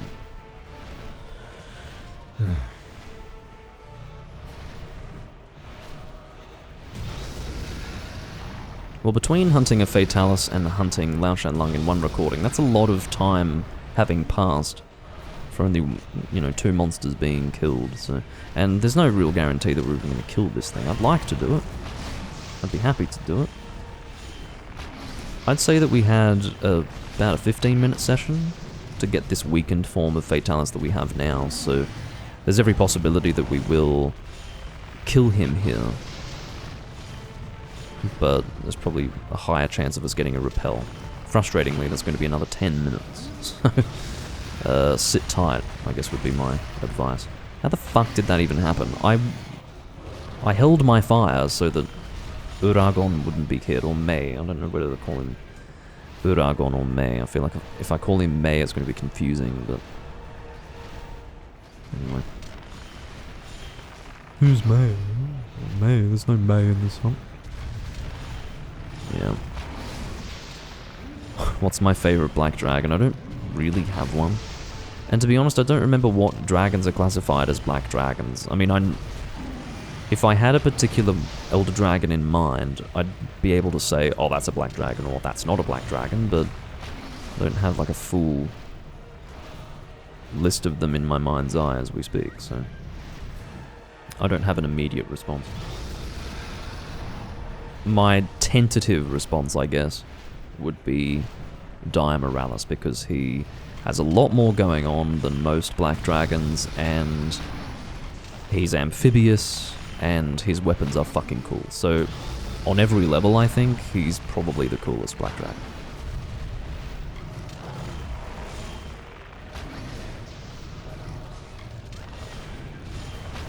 Arx, what happened? Did you disconnect due to, I suppose,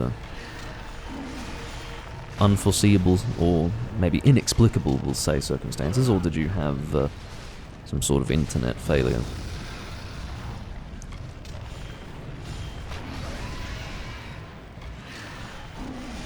Elatrion is definitely a good black dragon.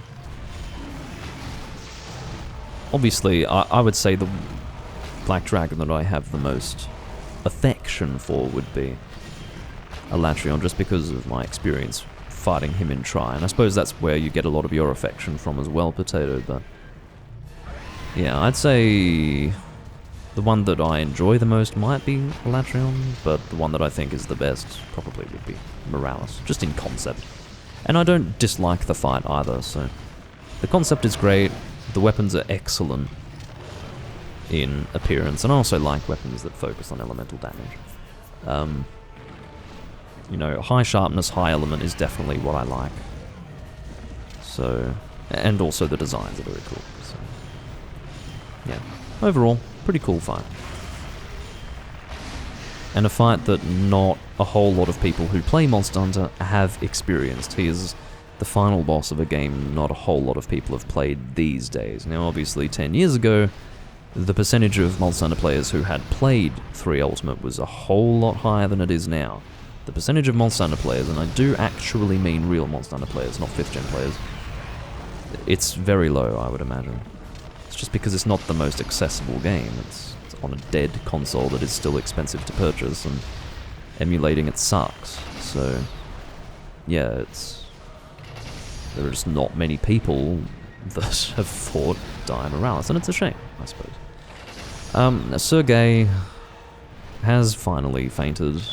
I guess he's been doing something. I've seen him flinch this monster out of the air a few times. I don't know if that's indicative of high damage being dealt on the part of Sergei or what.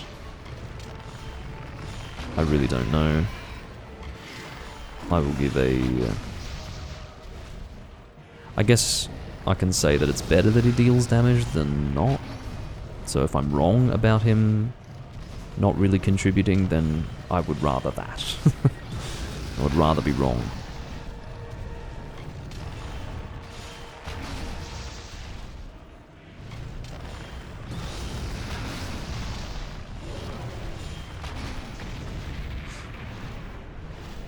We still haven't heard an explanation for Arx disconnecting, which almost makes me wonder if it was intentional.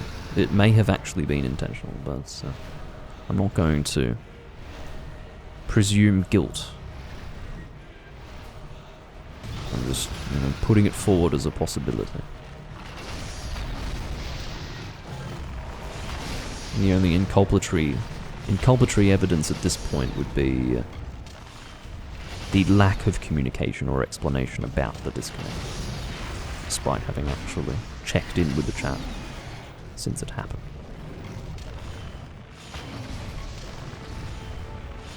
Hello, Wonderlord, good to see you. Happy to see all of you here. I apologise for not recording as often these days. I'll try to record a little bit more, but more specifically, I'll try to record more of this kind of Monster Hunter. I don't want to be doing so much Generations Ultimate. I've had enough. It's just become asinine and repetitive, in my opinion. Not just because of the community, but, you know, playing the same Monster Hunter game gets a little old and tired after a while.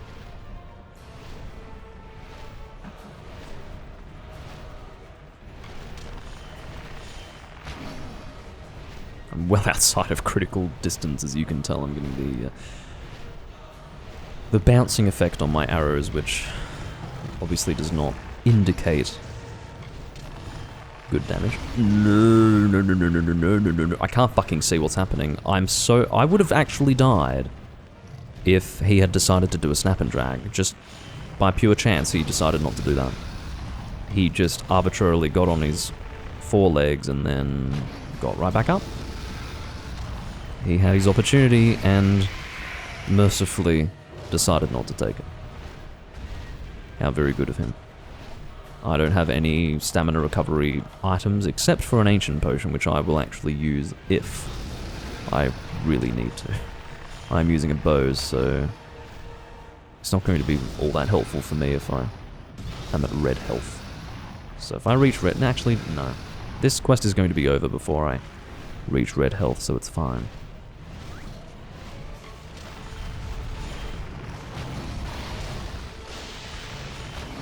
I should mention that it's only possible to run the clock to, you know, 50 minutes if you have not dealt enough damage to the monster for it to constitute a repel, which is very difficult to do. I mean, if you're literally soloing the thing and you're not level appropriate, it's possible to actually run out of time while fighting this monster, which would be pretty shit, but...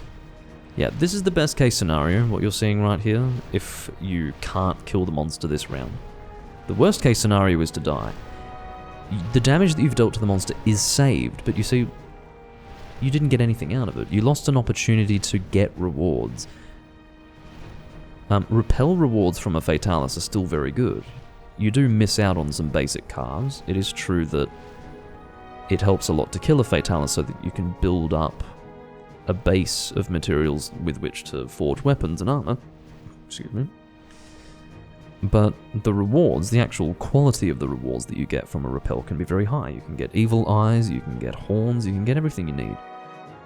Sometimes without even breaking the item in question, you know, the head, for example.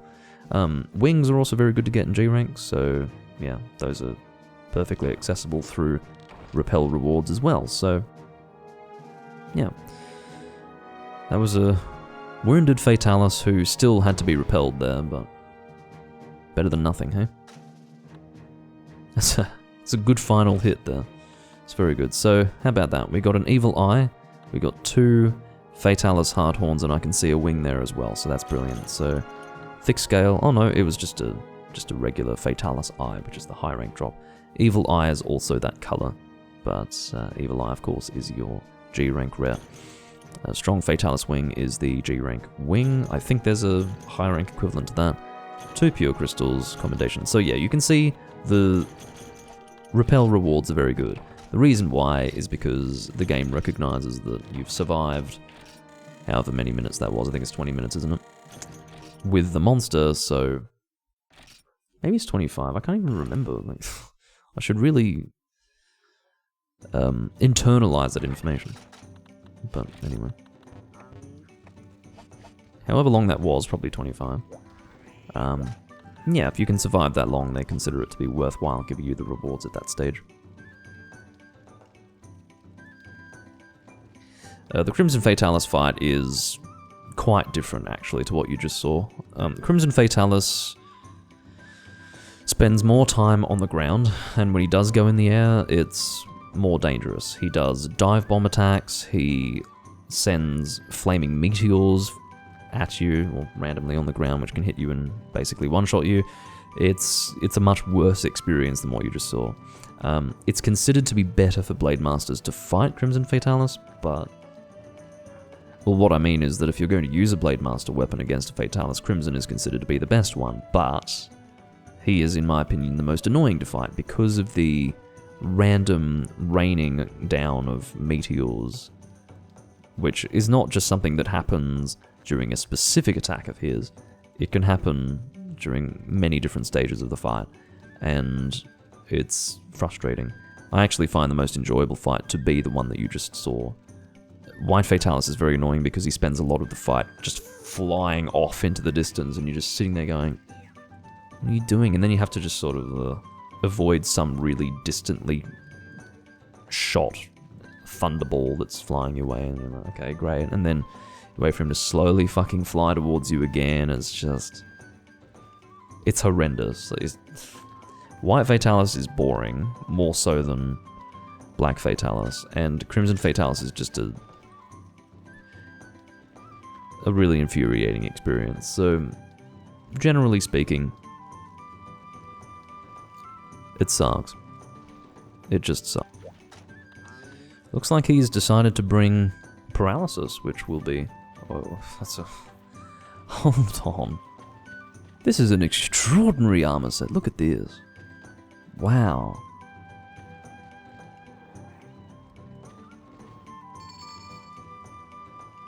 Fucking hell. This is one of the best loadouts I've seen in the game. I believe it's possible. The reason why I assume that it's possible is because it's using Chaos Shroom and Hunting Soul T-Shirt X. So, yeah, I'm going to assume that it's possible, but god. I mean, occasionally you get people cheating, it is what it is, but it looks legitimate to me. And it's a beautiful loadout. Absolutely mwah, crisp. Haven't seen a loadout like that since, you know, the original community of Freedom Unite. Back on Ad Hoc Party and X-Link Kai. Yeah, very, very good. Just, I mean, it's worth copying, quite frankly. Like, I think I have recoil reduction +2, though. I think you need +2 or +3 in order to be really efficient with... Who's your baby so small? Look at you. I think you do need +2 or +3 to be quite efficient with your paralysis shots, but quite frankly, I mean, let's look at his recoil. Yeah, he's got full recoil there. That's the only downside to that loadout. It looks really, really nice, but is it as functional as it appears to be? I would say not, just because your DPS is so low with paralysis. You'd be better off at that point just, you know, having better recoil. Pretty as it is. I'm going to get in position to hit the head. I'm not going to be messing up anyone's strategy by swinging a longsword on the head here. This is going to be quite an extraordinary beatdown, I can smell it. Between his paralysis and his... Well, there's a reason why that happened. It's because we had a paralysis after I had taken a hit, and I obviously prioritized taking advantage of the paralysis and then the chain trap, which left me at less than full health, which was bad. And to be honest, I didn't keep track of that. I did not keep track of the fact that I had neglected to heal, so I probably would have done it sooner had I been paying attention. That's alright.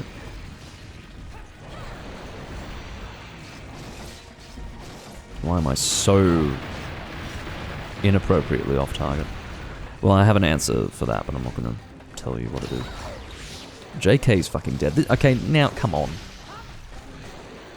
See, that's what I hate. I can't complain about other people dying if I'm stupid enough to die, so I have to keep my mouth shut. It's as simple as that. Still annoys me, though, to see that we're at risk of failing with this team. I mean, how could that be? We've got such a good team here. And we've had two faints. Not two failures, yeah. I guess you could call them failures. See, look at that. We've already fucking dispatched one of them. This is what I mean. It's just absolutely ridiculous that we're at risk of failing with this much damage having been dealt.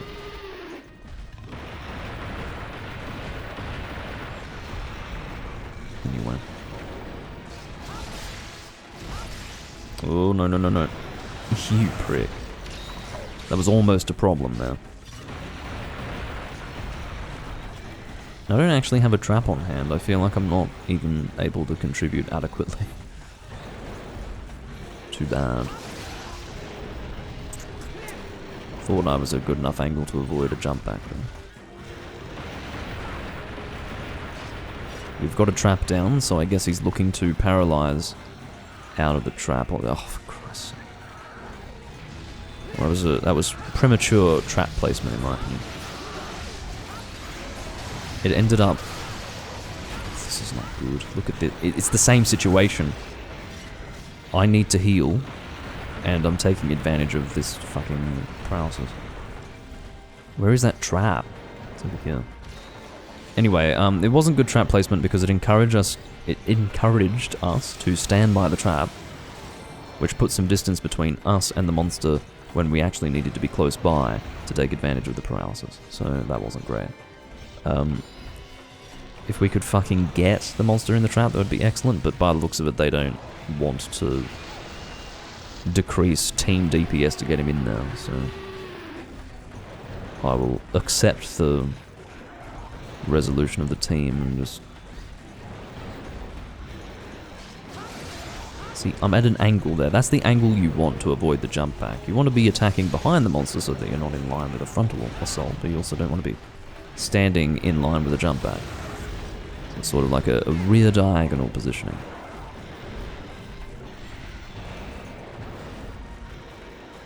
Which I fucked up previously.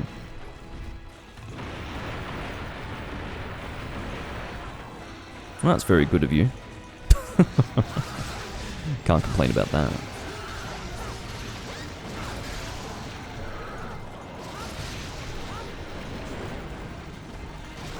Hopefully, yes, I was about to say, hopefully we've got a paralysis incoming, and we certainly did. I don't really like my current position, so I'm going to try to adjust that onto the face. Getting the arms instead, but fine.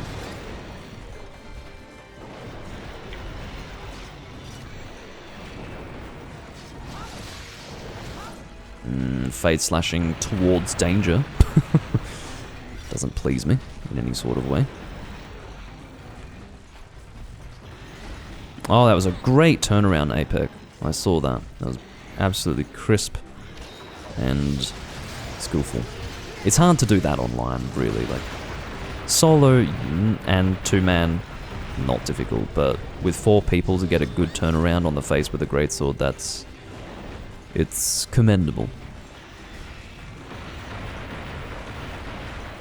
Easier with taunt, which is a legitimate strategy, but I don't think he's got taunt there. Not that I can tell. He's running Lao Shan Lung by the looks of it, which I don't believe includes taunt.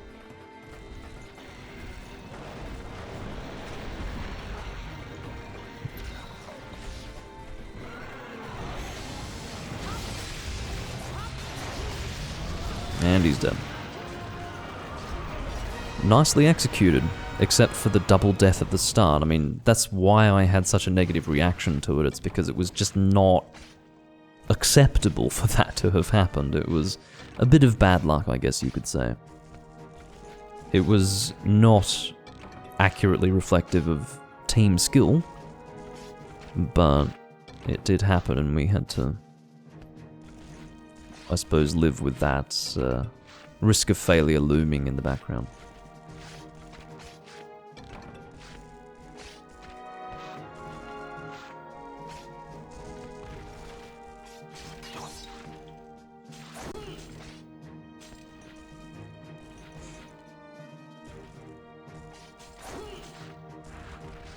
Trying to really... gonna make it so he can't give birth ever again. There you go.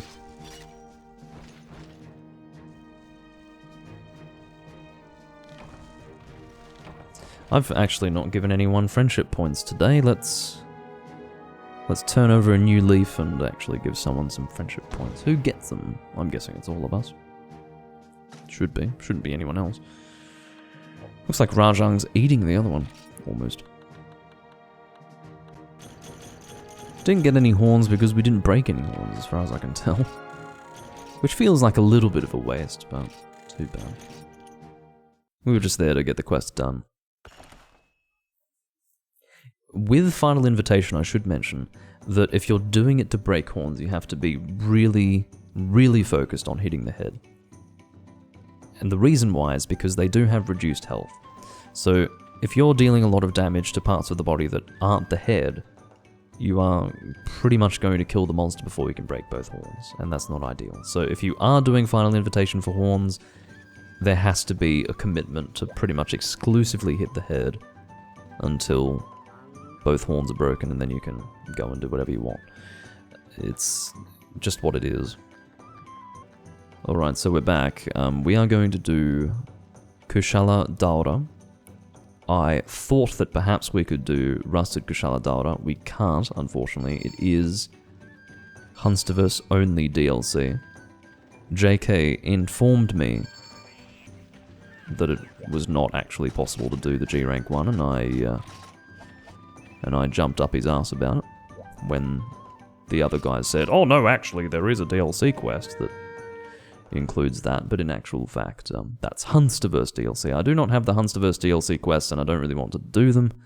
I only have the official DLC quests, so yeah, that means we have to do the standard Kushala Daura. I'm using a poison weapon. It is Poison King. It is not the King Atalant sword, but at least it has King in the name. Better than nothing.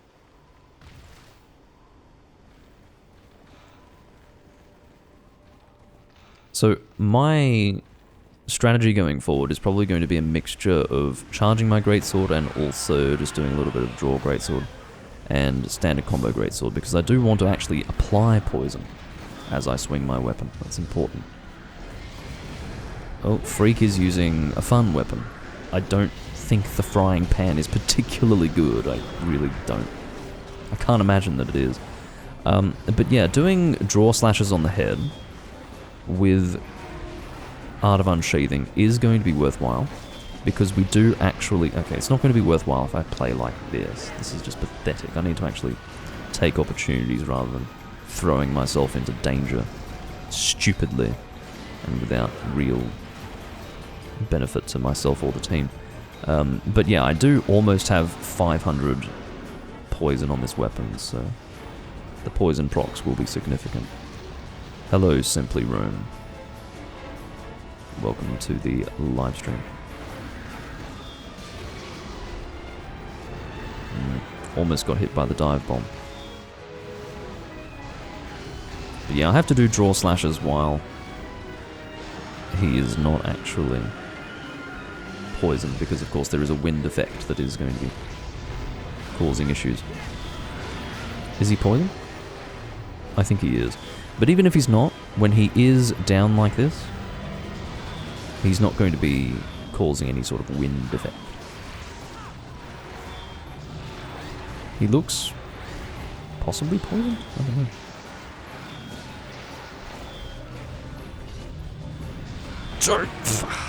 So close. I should have just gone for the level 2.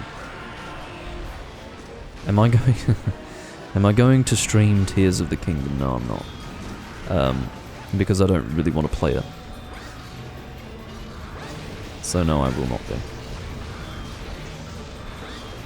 It would give me so much more pleasure to not stream it, actually. Which is interesting, but I just... I want to take it easy and stream other things, you know. Other video games. I've got so many live stream series that I'm doing that if I had to deal with Tears of the Kingdom as well, notwithstanding the fact that I don't even want to play it, yeah, the Tears of the Kingdom on top of all that would just be too much, and it would be too distracting from what I really want to do. So, I'm getting some excellent paralysis here. Just excellent. I'm happy to do a little bit of combo greatsword here, obviously in the interest of applying poison.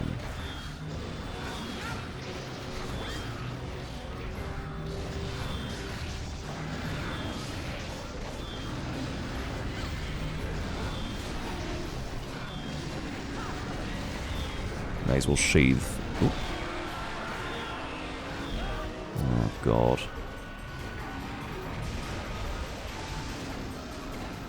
I'm not poisoning him as much as I'd like to be. But it is greatsword in the end, isn't it? Greatsword is never good for applying status unless you are committed to not charging it. And using it purely as a status-applying machine of sorts. Which is definitely good with weapons in 3rd gen, like the Lordly Death Cap, which has like 1,000 poison. Which is a little bit more than what I've got here. More than a little bit. I say that ironically. That was a good knockdown. Can't complain with that. Can't complain about that, rather, if I would like to phrase that correctly.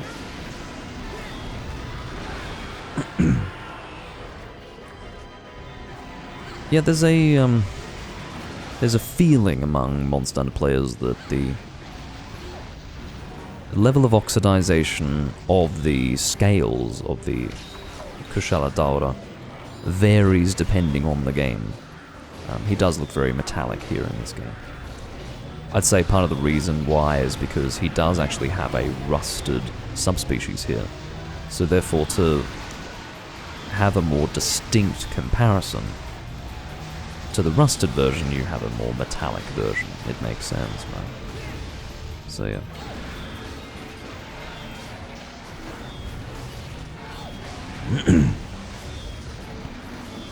And I think he's more... It's more important for him to be shinier here with lower resolution textures. Because you can, with higher resolution textures, get across the idea that he's meant to be metallic without him being shiny. But here it's quite important for him to be shiny, I'd say. Oh, come on, that was a fucking flinch and I hit him on the head, so why didn't we get a proper head flinch? Questions that need to be asked that may or may not be answered. Most likely will not be. That's an old catchphrase of mine, what I just said. Many years ago I used to say that a lot. What do I think of Kushala's gameplay? What do you mean? You mean in terms of the experience of fighting him? It's fine. I thought you wanted me to rate his skill in fighting us. If you mean just how I would rate the experience of hunting him, it's fine.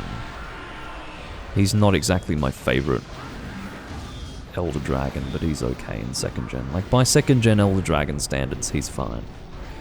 I don't really like him in 4th gen, because by that point, I feel like the bar has been raised a little bit with Elder Dragon confrontations, and he's just annoying by the time you're dealing with him in 4th generation. It's just like, fuck off, I'm sick of you. I don't severely regret the fact that they brought him back in 4th gen, but... yeah, and by the time I was fighting him in World, I'm just sitting there going, you know what, fuck you, man. Just get out of my life. Having to fight Kushala Daora in World was part of the reason why I had taken the position. Not the entire reason, but definitely part of what contributed to my position of really rejecting the idea of bringing back older monsters into newer games. It was just a little too convenient for Capcom that they don't have to think of new monsters. They could just keep bringing back the same ones in a new engine, and it's good enough because, oh, we get to experience the monsters that we're familiar with in the new engine. It's so exciting. It's so unifying. You know what's fucking unifying? Playing the old games, asshole. And you know what's a whole lot less enjoyable? Going back to play older games and you're hunting the same shit every fucking time. So, no, I'm not interested in that whole idea. My use of the word unifying was entirely my own use of it. I'm not saying that's like a known opinion or perspective within the community, but it's how I make sense of people who may justify. Like, it's sort of taking the opposite position to make sense of, you know, the perspective of people who might like that. I mean, I definitely do. I'm actually not going to get into that discussion. I was about to, but I decided not to. The whole discussion of bringing back older monsters. It's nice up to a point, but eventually you need to leave monsters in the past. You need to stop bringing them back. Because then you do take away from the opportunity to create new and interesting monsters. And I'd say World did a pretty shitty job with that, but Rise did a good job of that. I have definitely spoken harshly of when it comes to Monster Hunter Rise. I think it's actually an insult of a video game. It's actually just... it is the most insulting thing Capcom have ever made. just as a point of fact. And I'm not really interested in those who seek to dispute it. But the monsters of that game were good. I found them to be fun and inspired and worthy of being considered monsters for the series. They were good monsters for the most part. It's just that all of the other things that I didn't like sort of overshadowed that fact. It turns out that you need a whole lot more than good monsters to have a good Monster Hunter game. So, yeah.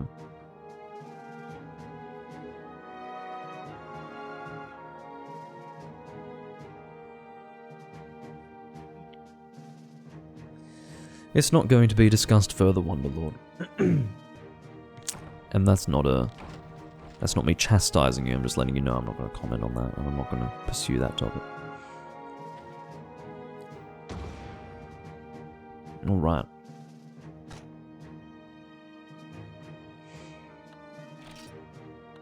We managed to get a Daura jewel. Great. Pretty quick hunt for a G-rank Elder Dragon. It makes me think that that could have possibly been a weak one. It didn't appear to be weak. Or at least I didn't notice it to be weak. It may have already. No, it certainly didn't have its head broken, so I'd say that we just did a good job. I'm going to say that. It didn't appear to be weak, so yeah, nicely done.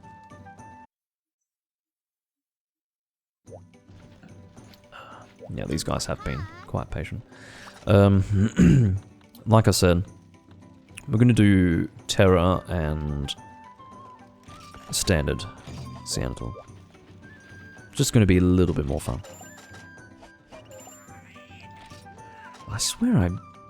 Oh no, I suppose I maybe didn't get your guild card because you'll notice that there's a big jump. 2018, 2022. Although I did get Gomez card back in 2018 and apparently was updated in 2022. Same can be said of... Oh no. There you go. There's the big jump. 2018, 2022. Yeah. Well, that shows you how far I was set back on this save.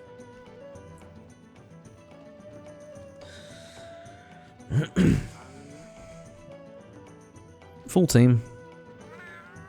We've got... Why am I using a water... Oh, Christ. So, I need to let them know. Why am I using a water weapon? Fuck if I know, seriously.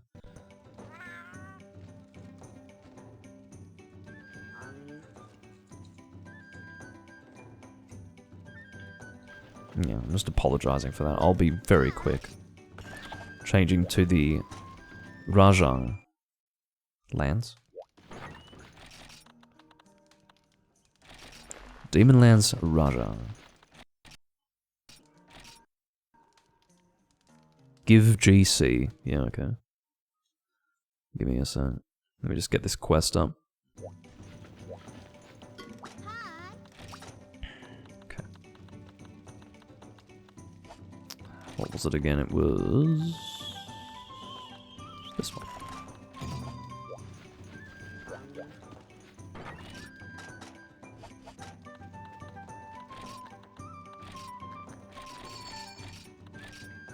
I'll just send to all. Oh. Someone's busy. Unable to send to these two. That's fine, I don't care. If someone's either in the process of joining up on a quest, or if they are readied up, they can't receive a guild card, I don't think. It's a little sensitive in 2nd gen. And it's raining again. Heavily outside. It's just coming in waves. It rains really, really hard, and then it continues doing that for a while, and then it's just silent for a while. I enjoy consistent and constant rain, because it creates a nice ambient background noise. Which I enjoy. Alright. I mean, not necessarily for the recording, I mean for my own personal enjoyment in my own space. I enjoy having rain in the background. But, Yeah, for the recording it wouldn't really add anything. It wouldn't sound very good. It would probably sound more like static than anything else. One of the Centaurs I think is down here. I think Gojira has the right idea. Or perhaps it was Apec who probably both knew. No, never mind. Gojira ended up somewhere else. Don't know. Maybe he wants to fight the other one. I don't really care.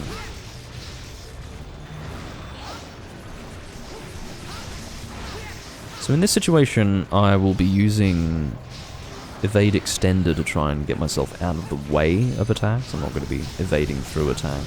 It would definitely make more sense to use Evade Plus rather than Evade Up with a Cyanotol, but whatever. I really should just be using my shield. What's wrong with me?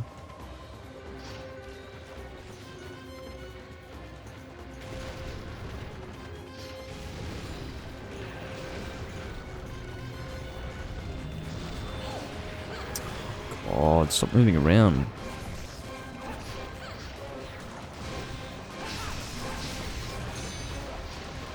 Yeah, I don't know why for a moment I felt like water was a good choice. No, I'm not actually bouncing on these claws, so I will happily aim for them. I don't need them though, so I should stop. I should just aim for damage. Although it is safe to aim for the claws, I'm unlikely to be hit by a teammate. Ow. But yeah, this will be a bit longer than 2 hours in length, this particular recording, because I do have a lot of downtime that I will be editing out for the VOD, I think, so it will have to probably go to more like 2.5 to 3 hours in order to be substantial as a VOD, which I don't know. I'm enjoying myself. And he's dead. Good night, Senator. I will carve him because I will likely sell his materials later on. It's definitely worth carving for that. Oh, it looks like we are 3 hours in already, so... I will actually do... I may do one more hunt, we'll see. In fact, I will. This one's going so quickly that I'll just do one more hunt. After this, it's fine. I don't have Psycho Serums on hand. What the fuck is wrong with me?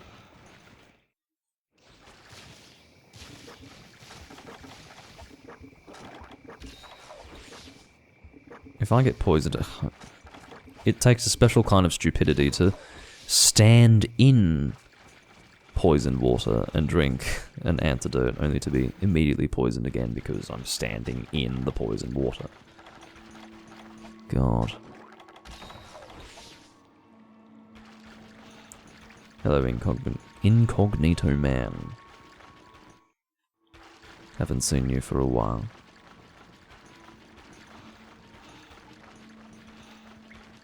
Ugh, really? It's faster to Farcast. And it also happens to rhyme rather effectively.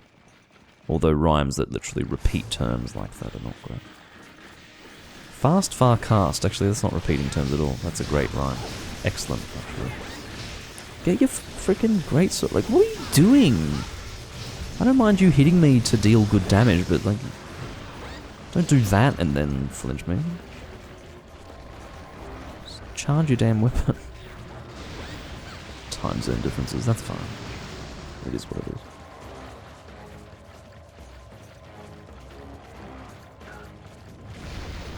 Are you someone who watches the VODs or is watching live just too good? You can't take the VOD experience. Because I've heard that time and time again. A lot of people start off watching me on YouTube as a VOD sort of experience, just non-live, and then they catch me live and they can't really go back. For them it's just not fun if they're not there while it's actually happening. Which I suppose I can understand to a point, but it's not great for me or you if you do become that inflexible. But whatever. That was a bit sad. Goodbye, Seattle.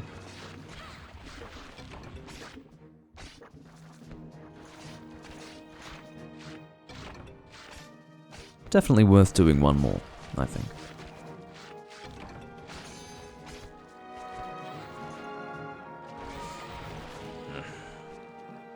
But yes, I will reiterate for those who didn't hear. I will be doing mostly PSP Monster Hunter for a while.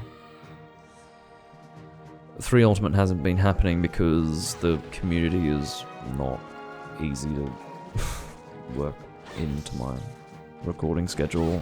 Just they're often not around when I am. That's the reality. It's not like Hunsterverse is much better, but it's better enough to allow me to mostly record PSP going forward without it being too inconvenient. So we're going to work on that.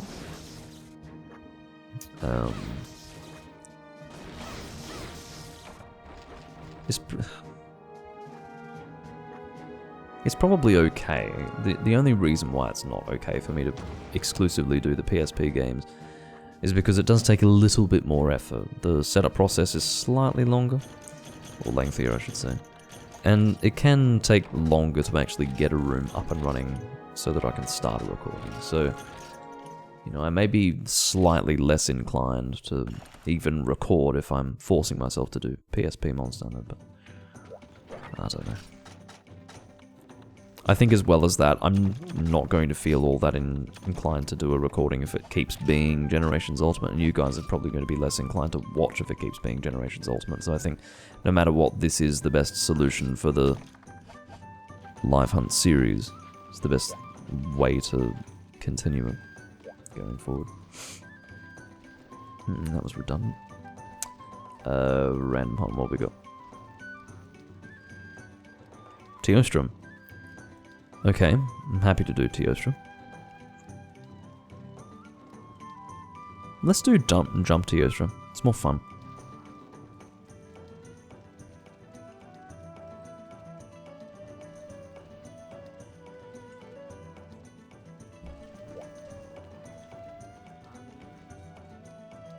I'm going to bring a Paralysis Light Bowgun loadout. It's what I like to do for Jump Teostra.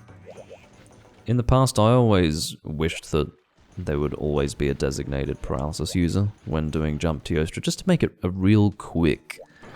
I mean, it's usually pretty quick anyway with Jump Teostra because he has low health, but just to make it really fast, you know, it's nice to have a designated status gunner. Because typically if you're doing Jump Teostra, it's not just to do Jump Teostra, it's to, in fact, get Big Elder Dragon jewels. And yeah, it's nice to do it faster when you're trying to get those. Actually, if I'm running Guards, it's probably not. Actually, no. I can eat? There's nothing wrong with that. Let's do that. Michael Bay monster. Fair enough. Hadn't made that association before, but it's accurate. Generations Ultimate, I guess, is technically the most active of the old games. It's not very active, but yeah. I don't know how it actually matches up to 4 Ultimate on the 3DS, but it's not like I can actually record that on the 3DS. It's not a console that can really be recorded, not well anyway. I'm assuming that everyone's happy with... yes, it's full, mate.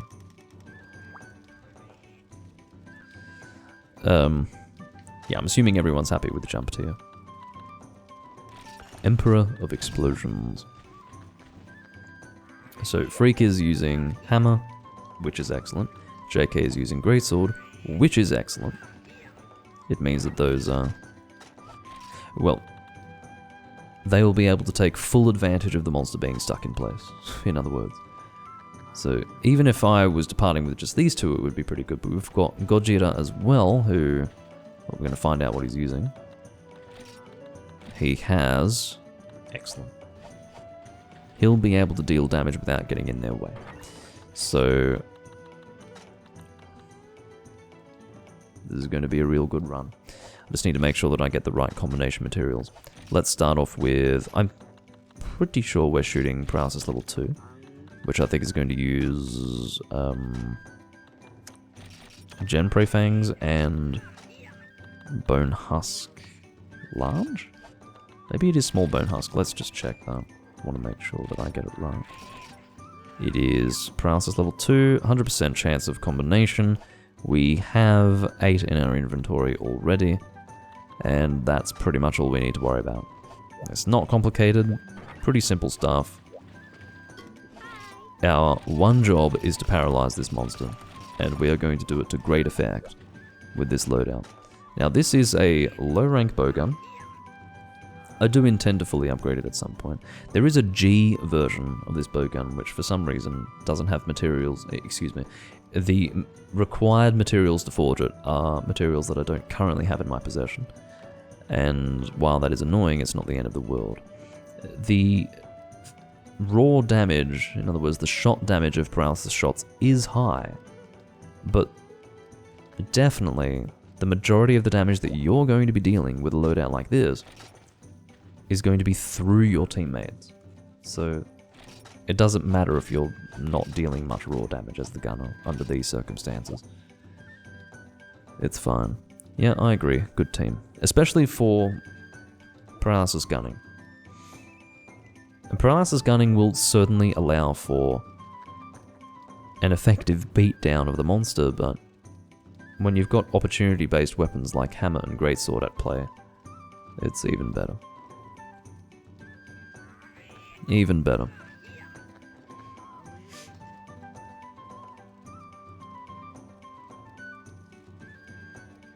Freak has opted for the Black Diablo's hammer. I prefer Magnitude. That's just me. But, and Magnitude, of course, being the... oh, Gojira. I suppose it's better for it to happen now than during the quest, so if he can get his shit together quick smart, we'll be good to go. As I said before, even with these two dealing all of the damage, it'll be over and done with in less than 10 minutes, but I want it to be even faster. I want a nice, clean demonstration of a quick jump to Teostra Hump.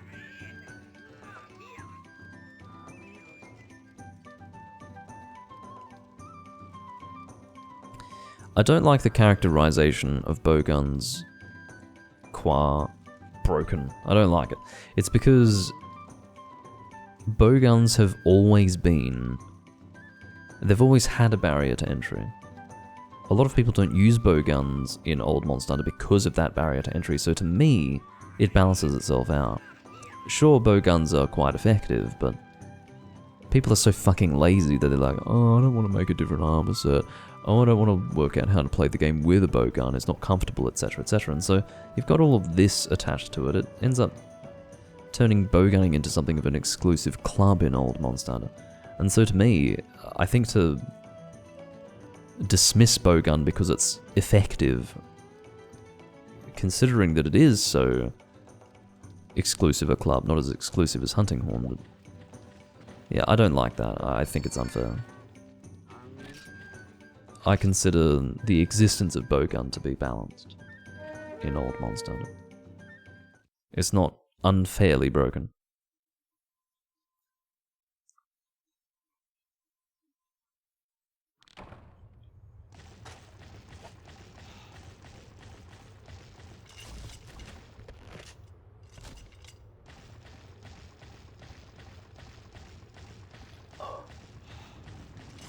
Alright.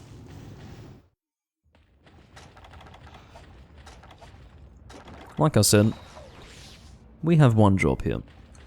It's not to deal damage ourselves, it's to facilitate damage dealing for the team by way of well-timed paralysis. There are a few things that we need to consider here. A, the build-up of paralysis. We need to have a good idea of when it's likely to actually take effect.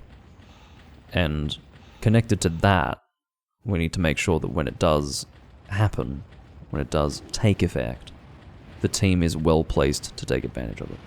Which means that The team is fairly close to the monster. No one is sitting around, no one's rolling on the ground with, 5% HP, nothing like that. We don't want that. It's pointless. So there's paralysis 1. I'm happy to reload and combine during the paralysis. It's ideal to do that. Because I'm purely doing paralysis here, there is no problem. No. I'm not doing that. Unless... If he's not going to attack this monster while I'm paralyzing it, then I'm abandoning. I'm going to watch what he does. If he wants to play like that, he knew full well that I was going into this with paralysis. I explicitly stated that in the chat. So if he wants to do a clapping animation every time I fucking paralyze this monster, because he's too cool to do this, Gogeta, for Christ's sake, we're gonna watch this. I don't care. I'm happy to end the live stream on a sour note, because quite frankly, like, I've said it before, but like, I don't put up with that kind of bullshit. I don't care if you've played this game every day of your miserable fucking life for the last 13 years. Like, if you're going to stand there and do a clapping animation while I paralyze this monster because you don't want to take advantage of an opportunity being presented to you, quite frankly, you can go home. Alright, good. I possibly misinterpreted the scenario. What's he doing? What is he doing? Yeah, he's I think I've got a read on this guy. I think so. For him to prioritize... Well, look, I don't want to jump to conclusions. It's... What do I do? I'm just going to watch what he does.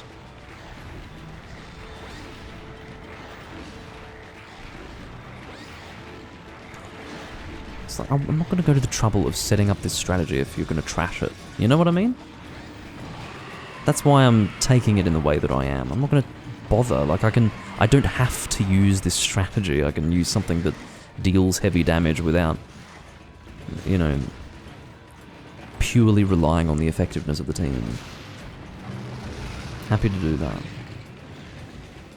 But I saw no dissent from him when I said in the chat that I'm going to use paralysis. So I'm just going to watch to see what he does. Right, he is happy to take advantage of it, so why was he clapping before? Did he...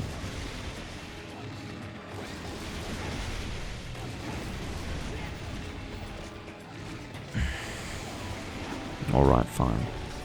I must have misinterpreted the situation. I don't think it's unreasonable to jump to the conclusion, because I've seen it before. There's a lot of people in the Hunsterverse community who are like that. They actually just don't. They don't accept things like this. They don't want to take advantage of these sorts of opportunities. They think that they are above that sort of thing. And, for what it's worth, I apologize for misinterpreting the scenario and possibly, casting Freak, in other words, APEC, in a negative light by interpreting it that way. But, it was entirely probable that was exactly what was going on. And to me, like, the combination of him clapping during a paralysis and also, healing during a paralysis right in front of the monster was, gave me reason to think that he did not want to make use of the paralysis at all, which for me would be a total waste. I could have just used a different loadout. But I've made that point clear.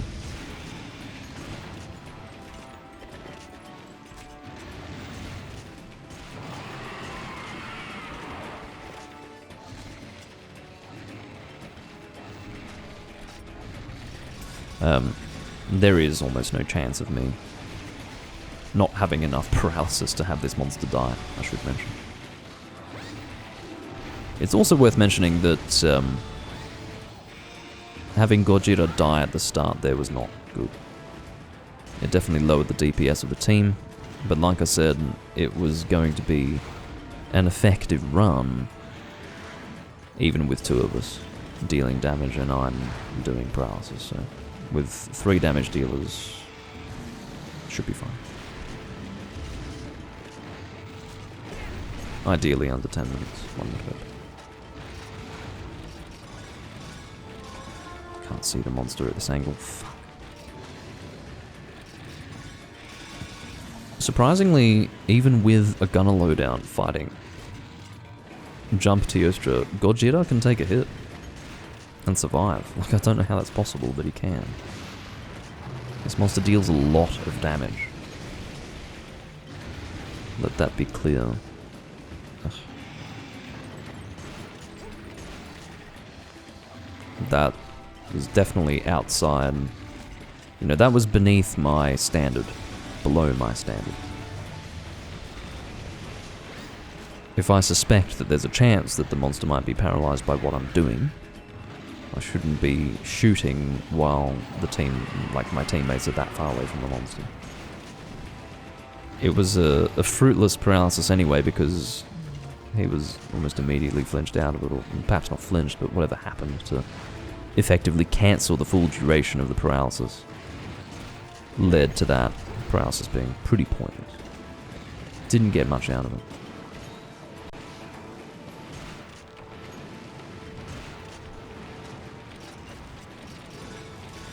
I don't think I stocked up on Farcasters, so I'm going to have to... Oh no, I did. Okay. Whatever.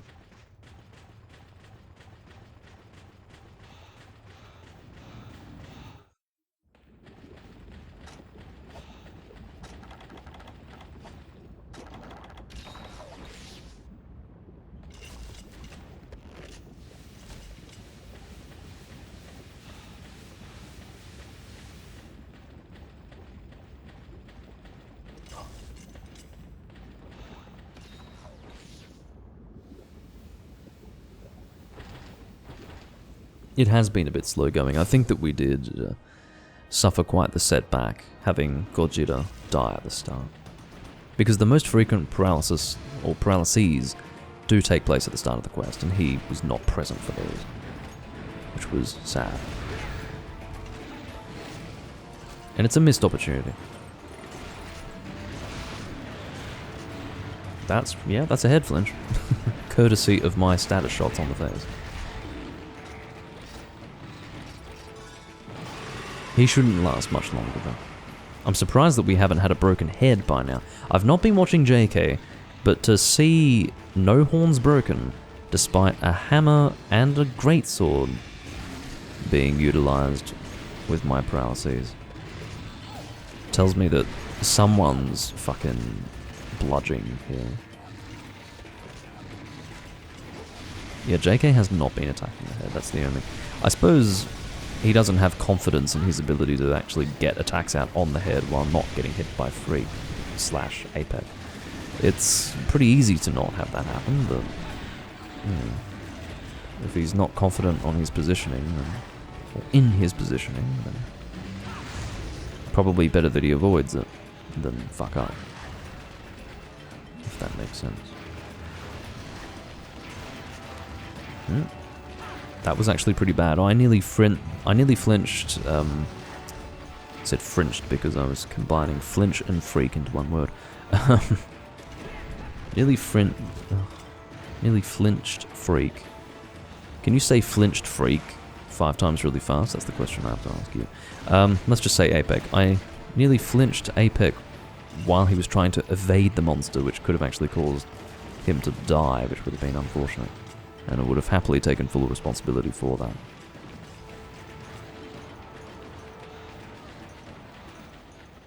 Flinched freak, flinched freak, flinched freak, flinched freak. Okay, I was being dramatic. Was that 4 or 5 times? But still, yeah, I was definitely being dramatic.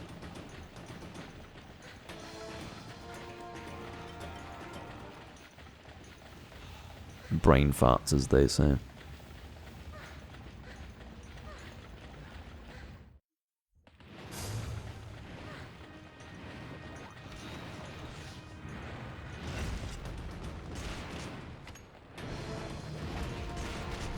I don't know if it's really worth working towards more paralysis at this point. The monster's almost dead, but yeah. By almost dead, I mean, yeah, basically dead.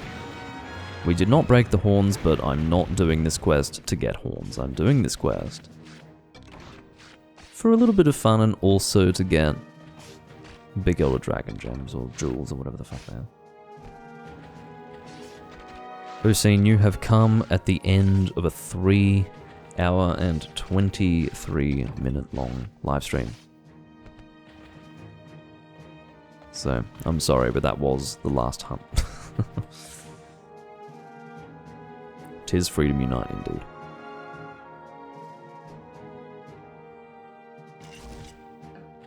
No, it's alright, P-Berry. It's what happens when you've got so much downtime.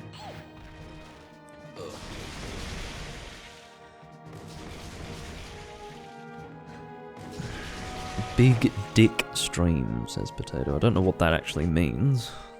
Looks like you've typed a few words in the chat, and I'm not really in a position to make sense of them, but... Big dick stream, whatever you say.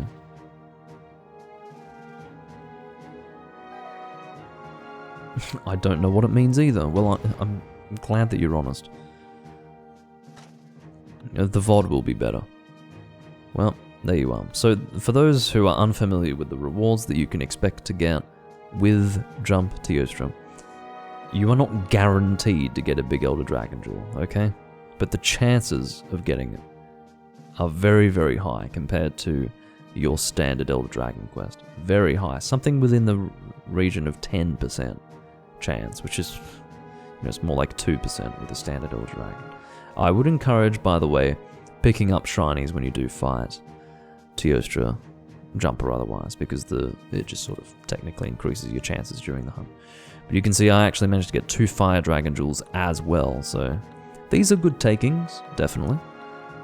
You can very often end up getting 2 of these and none of these, or 2 of these and none of these, but yeah, I'm very happy to get one.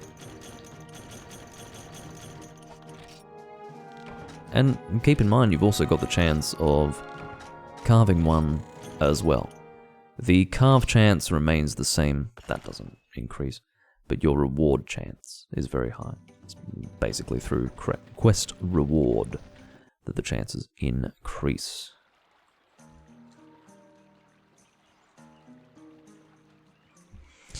All right. I'd just like to update myself on what I need big Elder Dragon Jewels for. So the first thing that comes to mind at the moment is my White Fatalis bow. I need 1 more, plus 3 fucking hard White Fatalis horns, which doesn't please me because I don't want to fight that monster. But apparently I do need to, in order to fucking upgrade that. I don't think there's anything else, to be honest. That's pretty much it. No. I forged this back when I was... I forged that over 10 years ago. Back in 2012, not long after I started this save. When I lost my original Freedom Unite save, I remade it, obviously. It was late 2011, early 2012. And, yeah, I forged the Dragon Destroyer while I was in low rank or whatever. I suppose high rank if it's rarity 5. But, yeah. It's not something that I want to continue upgrading now into G rank. It's pointless.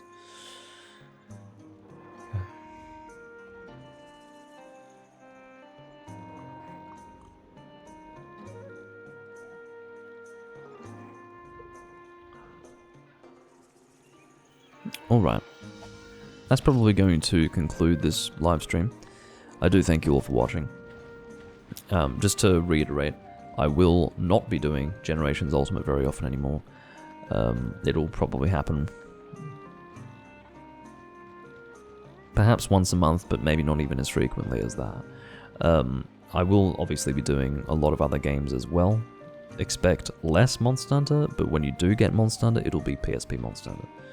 I'm just trying to avoid allowing my other recording series to lie fallow and just totally neglected over long periods of time. So anyway, I'll see you guys next time. Thank you for watching, and goodbye.